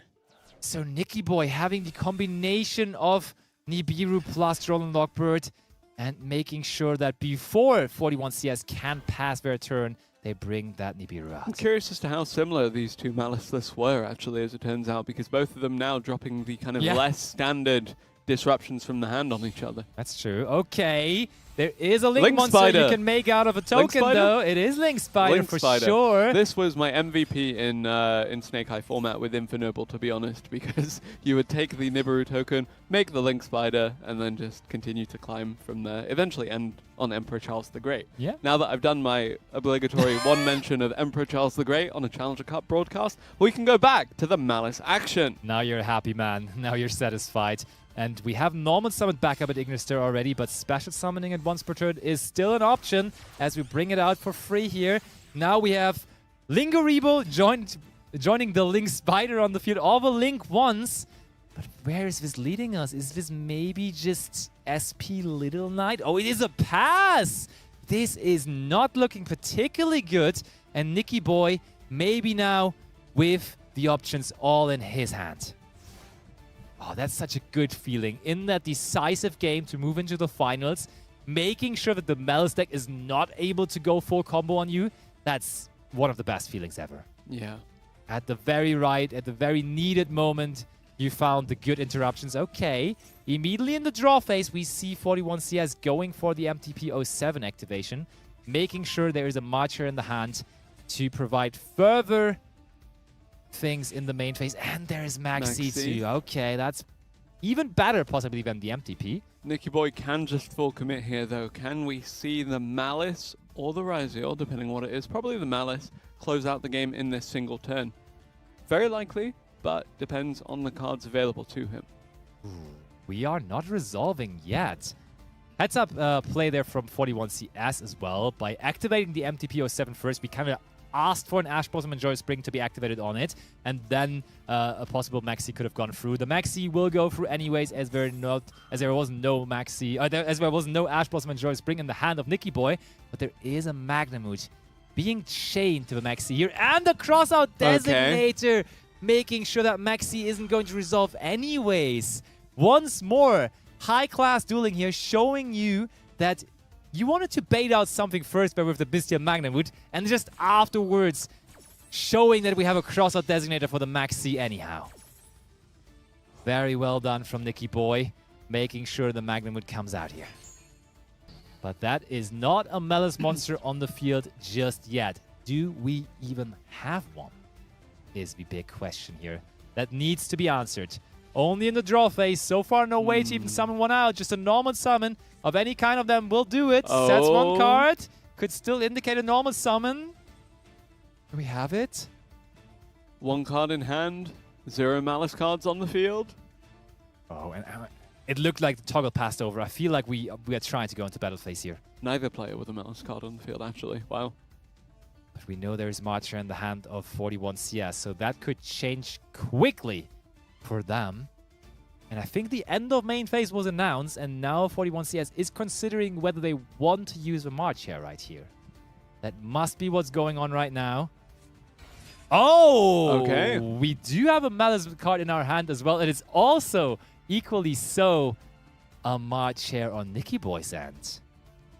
Malice P, Marcher. Usually you want to special summon it out, but a normal summon will still do it. But do you want to sacrifice all of those strong attack points here with the 3,000 from the Nibiru and the 2,500 from the Magnemute to go into a Link free here? That's, I mean, you can bring down the life points of 41CS quite significantly, and we know that against Malice that is really, really good. So, we need to find out whether that is what we want to do here. And Nicky Boy is not sure himself. Do we want to give those monsters up? We need to find out. I like how Nicky Boy still is rocking just the football mate next to it. I mean, we had the football campaign. Yeah, you know? true, fair. Probably with that campaign, he brought it back out. Yeah. Looking good, though. Yeah. This game also looking pretty good for him. Let's see what the two cards in hand for 41CS are, however. Of course, if one of them is Maxi, can't be used Crossout Designator, so yeah, maybe a little bit precarious here, but immediately moving into the battle phase for Nicky Boy. That's a lot of damage. I'm telling you, that is bringing 41CS down significantly. It still leaves them at a total where Malice is able to operate, but it's definitely vulnerable already. Yep, 2,900 life points will be remaining here. 2,900, 1,900, 2,900. There we go. My math was not off. I shouldn't have doubted myself, just like Nicky Boy shouldn't have doubted his self in that first game, despite dropping it. And now coming back in this third one, could very well close this one out. Still has a few options available here. There is one. We do give up those big attack point monsters after they have done their duty in attacking. And we also put that Lingeribo off the field. And there is mistaken arrest in the deck of 41CS. What am I seeing here? And usually against the Malice deck, it's not that strong, but here, with the very important search, it may be very, very, very good still. But MTPO7 being chained still makes sure that we can search for once. Indeed, the technology now really coming out in full force from 41CS here, but unfortunately there was the MTP to get the banish, to get the summon back. Fortunately, there's no extra battle phase now, so there's still at least one turn left for 41CS with which to action this, but let's see what Nicky Boy can do to set up some kind of disruption to deny extension here. There is a draw if this Fua loss does resolve, which it should very well. I mean, it's not a draw immediately, though, because we are returning from the banishment and not summoning from the deck or extra deck. So, interesting timing on the Fua loss. Some people might also be confused on why this Multi-Army Fua loss is activated here, but because people do remember mistaking arrest basically being Droll and Lockbird. But it is a little bit of a difference, as you are still allowed to draw cards. You're only not allowed to search for cards, but drawing cards is still completely possible. So, it's an awkward timing for the Multi-Army Fua loss, not gonna lie. Nicky Boy now staring down one card in hand from 41CS. Do we maybe just pass like this? There definitely is reason to do so. Will we or will we not, Nicky Boy? Are we gambling on the fact that 41CS does not have a Malice card to play next turn? That's always tough, because if they just have one of those Malice monsters, one of those Malice names, the train gets rolling again. So do we take that risk, or do we give them at least one draw? Okay, we are taking 2 draws, first of all, by using the effect of Chassis Cat now. Yep, continuing to extend here, but what is the final card in hand for 41CS? Banishing another copy of Chassis Cat, if I saw correctly, so that one will not return. Oh, no, it's Marchi, of course. We searched that, we knew that, so that comes back to the hand. That's huge. And there again, it showed the difference between the Drone and Lockbird and the Mistaken Arrest, as also Nicky Boy is still able to draw cards here off of the Chassis Cat. And I'm gonna say, if we found like one Dominus Impulse, if we found like one Ash Blossom and Joy Spring, I think we're just passing it over, because if we have one interruption against the 2 cards from 41CS, I think we just don't want to give them any additional cards. Yep, let's see. So, is that a pass? Is that how we keep it? Do we have those cards in our hand? Maybe also an Infinite Impermanence. Another Nibiru, the Primal Being, maybe. That could also be possible, of course. We shall find out. Nicky Boy not sure himself just yet. Making us wait here.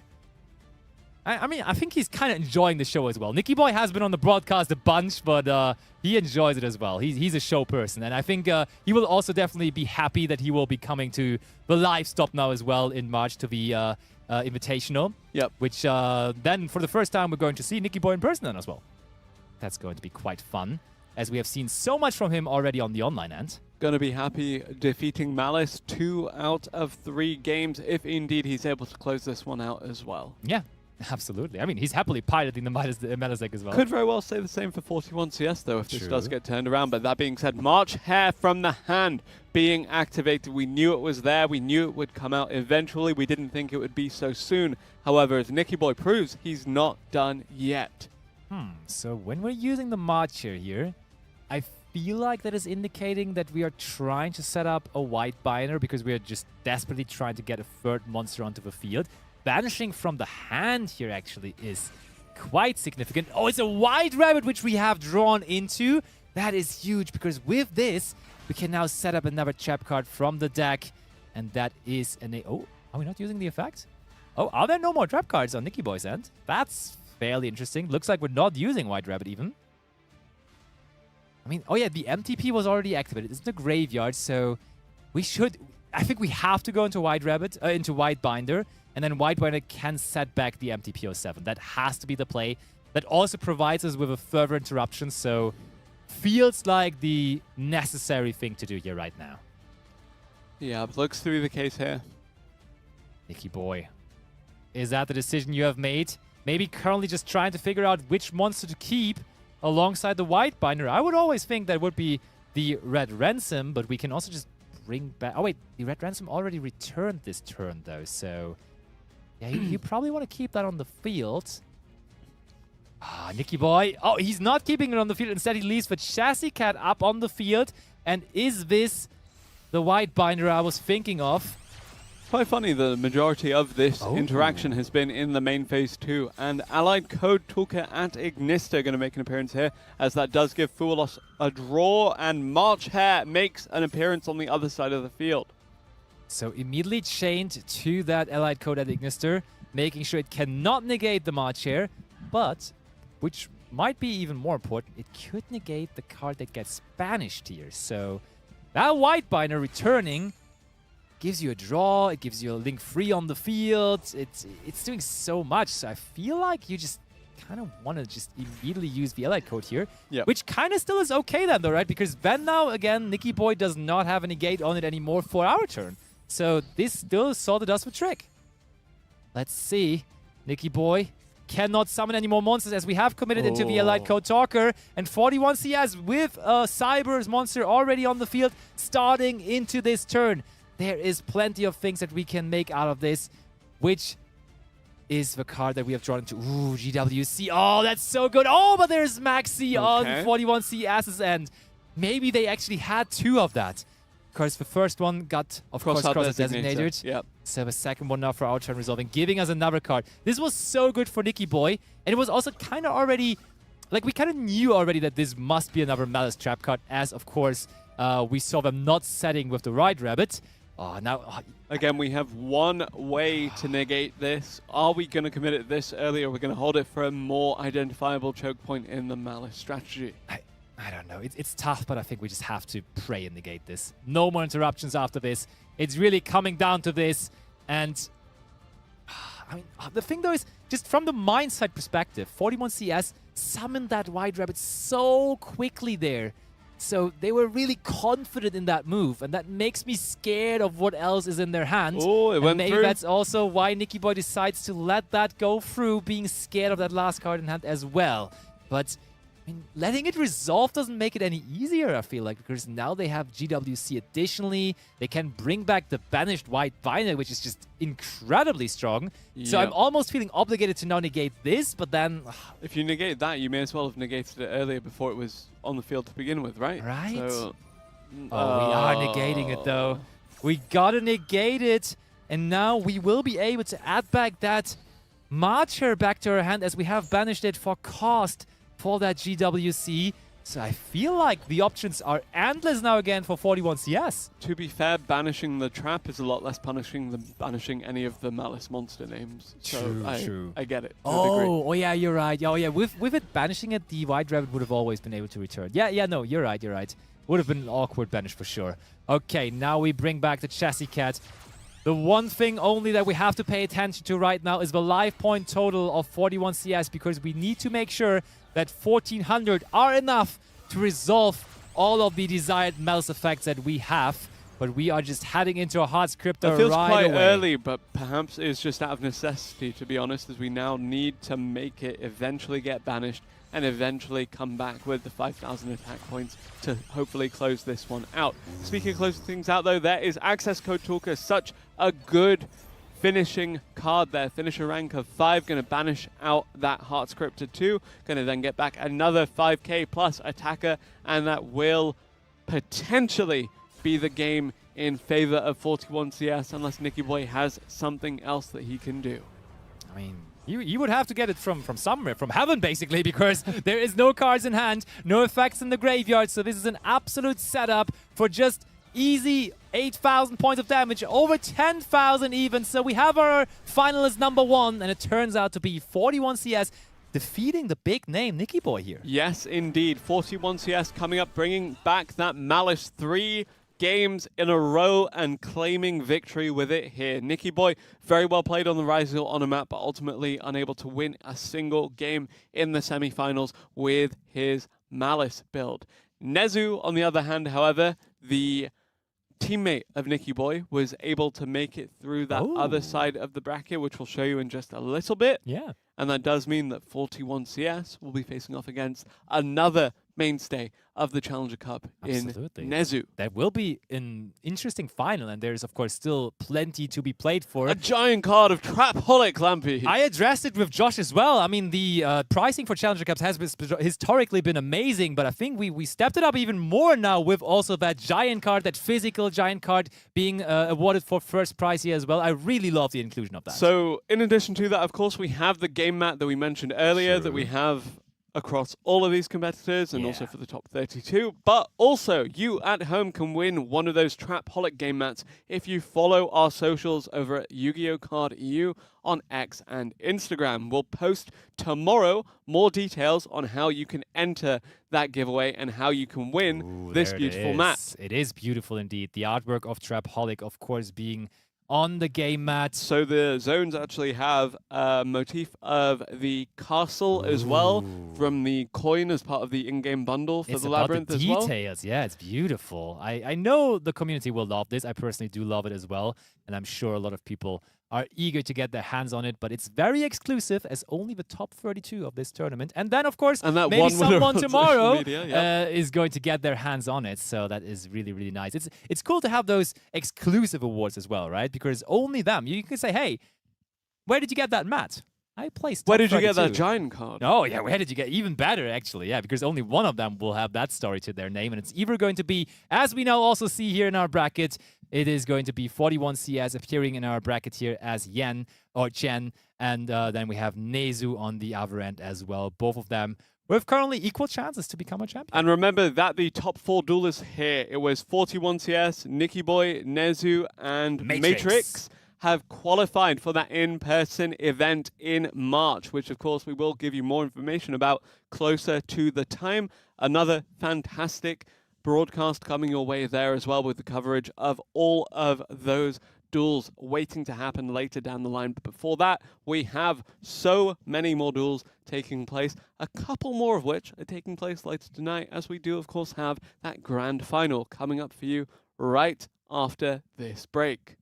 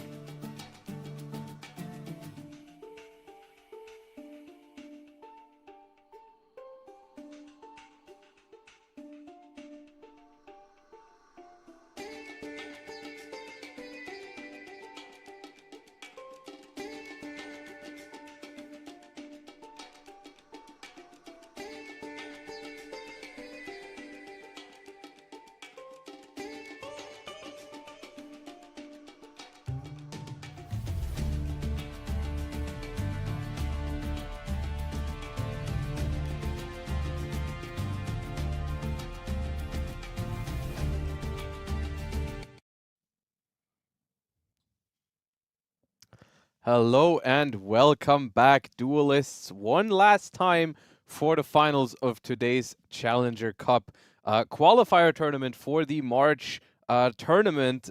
We are in the finals. Both of these players have already qualified, but they're still playing for quite the prize. Yes, that giant card of Trapaholic, not only on the mat, but also as a big version of the card in physical form, awarded to only first place, which we still have to find out. It's either going to be a big regular of the Challenger Cup as seen, Nezu, which has had plenty of success already on the circuit, or someone, I gotta admit, I've seen for the first time today, being 41 CS, who has looked very promising, just knocking out Nicky Boy there in the last match that we witnessed. So definitely no one to be underestimating here, at least. Yeah, I mean, they've made it all the way to the finals. And once again, this tournament didn't start today. It started last Saturday. So they've gone through the first stage on Saturday, qualified for today's top 16, gone the way through the top 16 until the finals, and are now going to challenge Nezu for that win. And who's going to be taking down this giant card version of Trapaholic alongside all the prizes that they've already secured. We are going to find out momentarily. One more best of 3 for the tournament. Who is it going to be? Nezu, at least, is the one going first, and Nezu has shown the tendency to play his Malice deck in game 1, and then in the later games when going first, possibly switching over to the Onomad Ryziel deck, but again, continuing with that Allure of Darkness, signalizing a Malice deck here for game 1. But there is a Maxi being answered right away. What an opener from Nezu. Yeah, we used the the Maxi here before the Allure of Darkness resolves, minimizing the chances that the opponent has an answer to it. But we had the Ash Blossom ready to go, and we have a good banish for that Allure of Darkness. Phenomenal start here for Nezu. Gonna summon that White Rabbit from the banished pile, activate its effect to set a Malice trap from the deck, and we are off to a phenomenal start for Malice. Once again, we've been using this phrase a couple of times today, but one last ride for Red Ransom here in the finals. Remember, everyone watching, we have another Challenger Cup tournament tomorrow with the new pack, including Draco Tail Archmage and the Apophis cards. Why are you saying that one last? But it's clearly the best of the three, the Apophis deck, I know of course. I know that's your favorite, but that's going to be an exciting one tomorrow. So if you've been enjoying today's tournament, you're going to love tomorrow's stream. We're going to be live, same place, and you're going to be able to see the new pack in action. Today, though, we're seeing another Allure of Darkness with that Dormouse that has just been added to the hand. And that Dormouse, of course, will be banished, coming back, and it's looking very good for Nezu here. Yeah, One last thing to add for the tournament tomorrow. It's even going to be fries for fun in terms of duels, because we will play a 3v3 tournament tomorrow for that Challenger Cup. That is another thing that I'm looking forward to a lot. Always love the 3 versus 3 tournaments.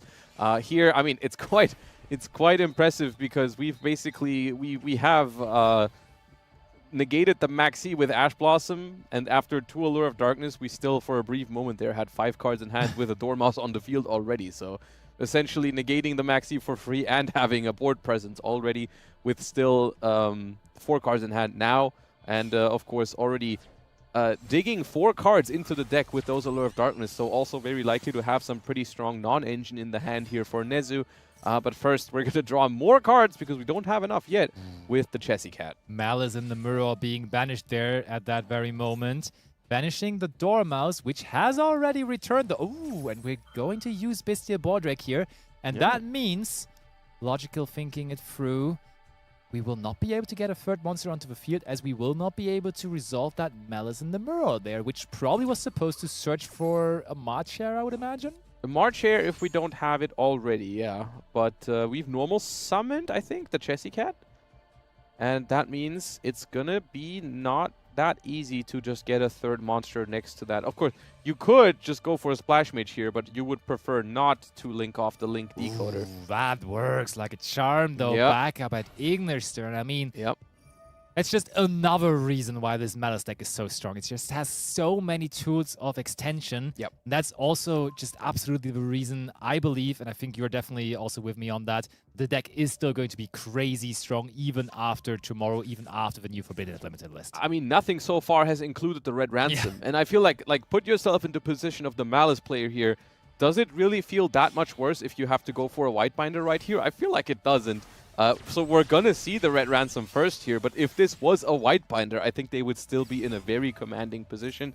So I say don't count out the Malice deck starting from tomorrow. I know a lot of people are gonna be excited to try out those new Draco Tail, Apophis, Archmage cards. Like, they're definitely exciting stuff, and some of them will definitely give Malice a run for the position of best deck in the format, as well as decks that are still around currently, like Mitsurugi, Onomat, Ryziel, that kind of stuff. There's a lot of potential contenders tomorrow once that red ransom is gone, as we see the royal red ransom from Nezu. Yeah, he will be unhappy about that fact at least, because he will be able to play one less royal rare on from tomorrow. Yep. Do you dismantle that? You probably have to. I've been keeping my royals that have gotten. Like I had a Royal Baguska, for example. I kept that one because it's just like royals are so hard to find and hard to get. So I've been keeping. It's them for the collection, right? I mean, nowadays we even get those collection binders in the game, like in those bundles. So who knows when a rank 4 bundle releases where you have a collection on numbers, maybe, you know. Oh, true. Yeah, actually, that's a good one. You need Baguska for that one. True. Good idea. Maybe someone listening right now. Maybe we should get that Take eventually. some notes. Collecting all those number monsters. That would be a big binder, though. It's a lot of them, yeah. I think it's up to 107. I stopped counting at 3. But there is Hard Scripter, and that is, of course, even better when there already is a monster on the field on turn 1, because we can just make sure that that Baldrake is not staying there for 41 CS now. Yeah, that Baldrake is not going to stay around, and Nezu now has drawn 6 cards already with the double allure and the Chessy Cat, and presumably is going to make that one more with the white binder eventually if they can manage to banish it. But I don't think this Baldrake is going to stick on the field, so that's going to mean that 41 CS is going to draw to 4 cards next turn. Unfortunately, of course, would have been a different story if that Maxi had resolved. Oh yeah, completely different story.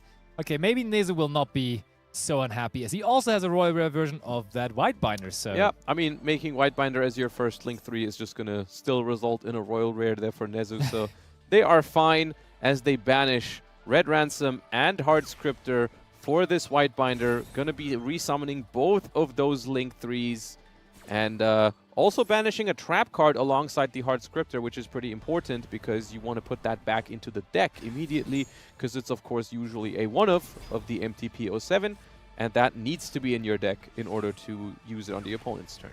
Also banishing the Marcher now with the red ransom returning, so we are really getting the setup of setups here. Yeah. Nezu is not making us questioning it one single bit that he will be the one going out as a winner, at least for this first game, but maybe even for the entire thing altogether. It is definitely looking like it, as the GWC is going to banish that white binder to get that draw off of the white binder effect. When it's banished, we're going to pay 900 life points just in a second to return the white binder, draw a card.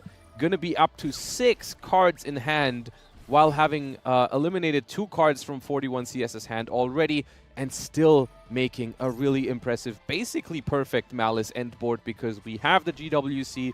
We're going to make the Allied Code Talker in just a second. We've gone through the hard scripter as well, so this is the full setup.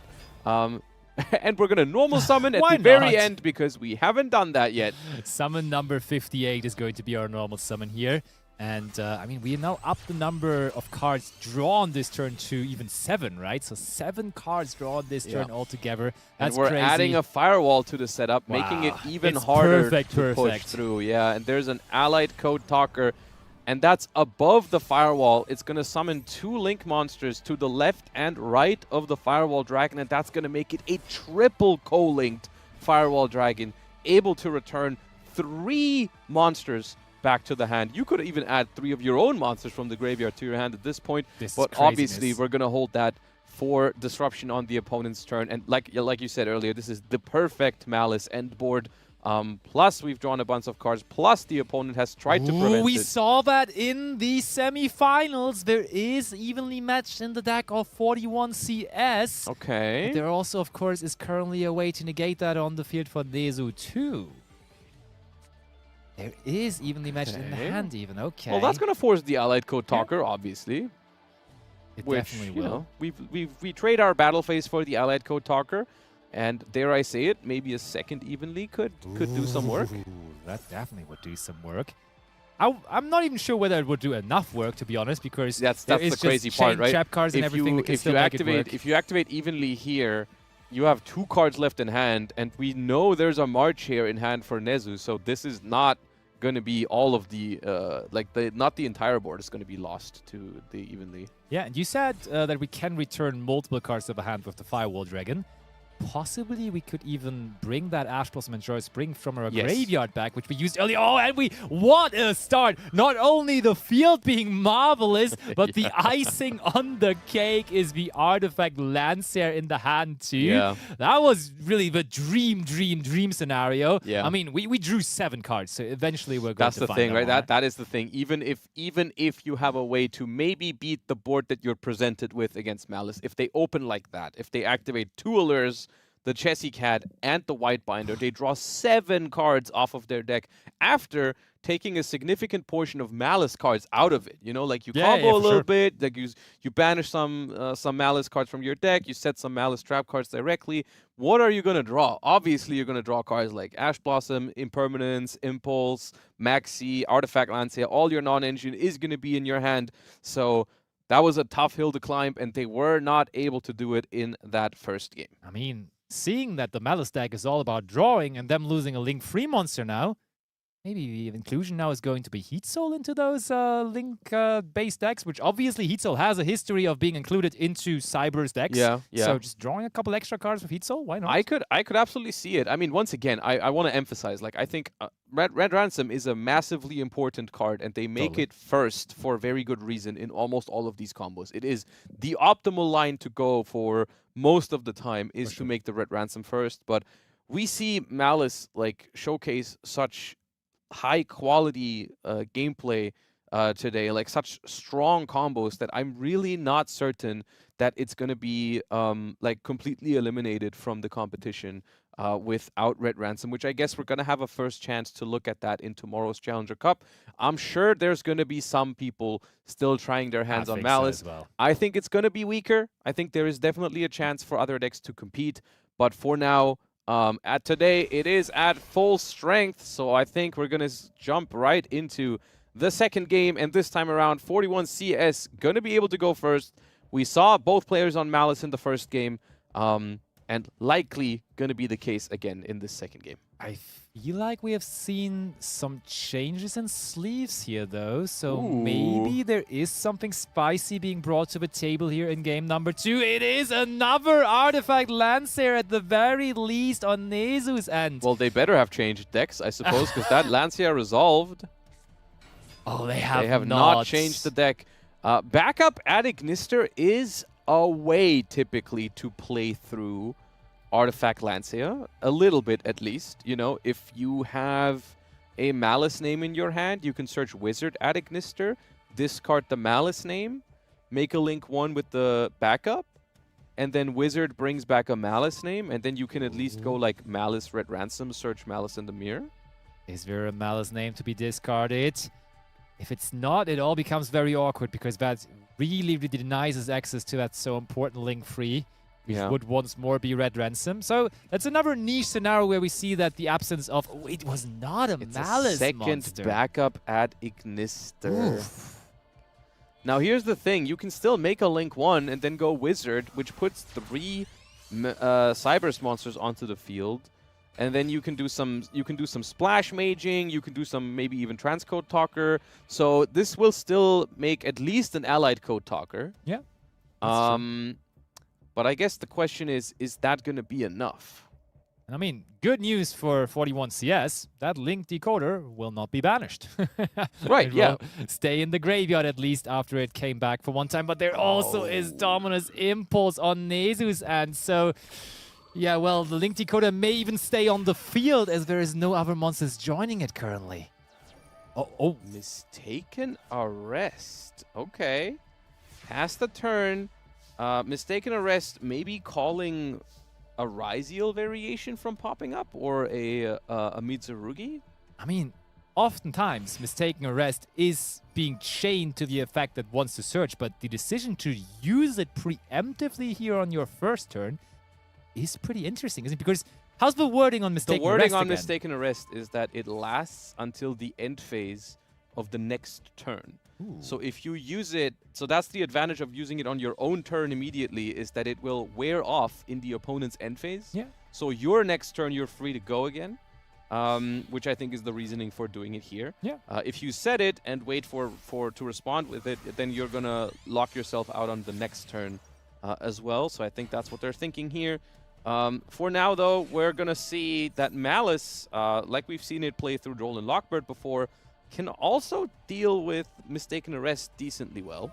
Honestly, it can even deal better against that card, right? Because the key difference between Duel and Lockbird and Mistaken Arrest is that you're still able to draw cards. Yes. And we saw that you are just able to draw so many cards with the Malice strategy. So I feel like against that deck in particular, I don't think that card is in 41CS's deck right now because of the matchup he is currently playing. No. It is amazing against Ryzy variations. Yeah, It's I'm assuming, because you did insane. mention a change of sleeves, that maybe they have a...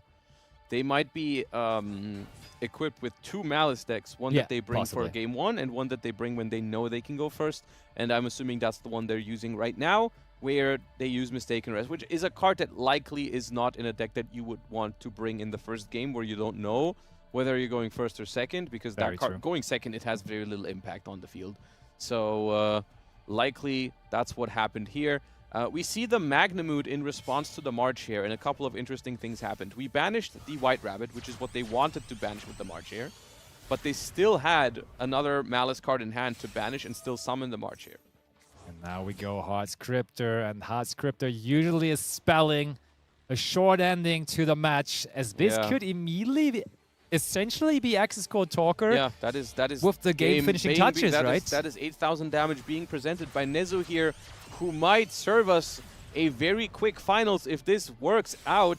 Access Code Talker is going to go up to 5,300 attack, probably aiming to banish the Cryptor to destroy the Magnamute, and Cryptor is going to resummon with 5,000 attack, and there is just a Link Decoder in the way of these two, which is certainly enough damage to end the game if 41CS has nothing to throw in the way, and they do not. The writing's on the wall. They concede the game, and that's how it can go when Artifact Lancia is involved against Malice here. Granted, it was not Artifact Lancia alone. It was Artifact Lancia paired with Dominus Impulse, which is 2 of the strongest cards against Malice you can have. Yeah. One of them essentially disabling the entire Malice combos for the turn, and the other one just making sure that everything else that they would potentially be able to do is not going to work out. And it's also worth noting that they didn't even have a way to respect Dominus Impulse with Lingaribo, because Lingaribo also banishes, so cannot use that under Artifact Lancia. So huge congratulations to Nezu, of course, long-time Challenger Cup grinder, successful on the scene, taking home that giant card of Trapaholic, but also congratulations to 41CS and the other players who have qualified in the top 4 for that March final tournament. Yeah, and I mean, we see here second place, gets a nice Sky Striker jacket as well, so definitely still worthy to win the semifinals and to go into the finals, even though 41CS lost it there, is awarded with that cool jacket that I love rocking because it's just so beautiful. And I mean, as a Sky Striker fan, it's just something you absolutely need in your life, and now 41CS has it in their life, and they're going to that live tournament too. And on the other end, Nezu enjoyed his Malice deck quite a bit. I am sure he's going to enjoy that giant card of Trapaholic as well, though. Yeah, absolutely. I mean, both players taking home some amazing prizing from this tournament, and we see, of course, Malice dominating today's event. It is something that we saw coming, of course, and it is something that hopefully has already been addressed in Master Duel. You know, there's going to be some changes to the format tomorrow. Speaking of tomorrow, with those new changes, I just want to mention one more time, even though this is going to be the end for today's Challenger Cup tournament, we have more action with the new pack and the new Forbidden Limited List update happening tomorrow with a 3 versus 3 Challenger Cup that we're going to be casting. Same place, Probably same time as well when it starts, maybe an hour earlier. Possibly. But you really wanna check out tomorrow's Challenger Cup for some action with the new cards. You should. The new cards will massively influence the meta game, and I've talked to so many people. They're eager to bring those. I gotta say, mostly I've talked to people that want to activate the effect of Dracoteify Mana and Defalion. So I think people are really, really curious to figure out how that deck is situated in the Master Duel meta game, which is now going to be completely shaped newly because Malice is going to be in a different place. It might still, as you said, possibly even be the top place, even with the addressing of that Red Ransom. But it definitely is some shuffling up right now in the format, which we can firsthand then tomorrow already witness. Even better that it's a 3v3 tournament, seeing 3 decks playing at the same time, so we get even more data to figure out how the new format is going to look like. So everyone that enjoyed today should definitely make sure to also tune in tomorrow for that additional Challenger Cup. And also something that Ibris mentioned throughout the stream, if you like the Trapaholic game mat that a lot of people won in today's tournament, you should also be looking out tomorrow on the Yu-Gi-Oh! Card EU social channels, because there is going to be a giveaway for this very beautiful mat that you see here. And I mean, it's super exclusive. Only the top 32 duelists of this tournament here, this 2-stage tournament, have won it. And then one person on social media is going to get one as well. So you should definitely be taking place in that if you're interested in it. Yeah, all right. And with that, thank you all so much for joining us today, and hopefully you will join us tomorrow as well for the 3v3 with the new cards. I wouldn't even mind if we see some more Malice tomorrow, because that's one of the biggest questions that I have for the Master Duel format is like, how good is Malice going to be? So, of course, I'm mainly excited to see the new stuff competing. Please bring Apophis. Yeah, you kind of have to tell people. I mean, it's a cool deck. I'm sure we'll see it. I think it is a good deck. It's also well positioned in Master Duel, because there's a couple of cards that we saw being very popular today, at least, that the Apophis deck is going to do pretty well into. You know, Molcharmi, Fualo, Stroll, and Lockbird. Those are cards that you're not really that concerned about. Keep on talking. So, yeah, but it's going to be exciting tomorrow to see what kind of decks rise to the top. For now, I really hope you enjoyed today's live stream. Congratulations to all of our winners from today. And without further ado, hope you tune in tomorrow.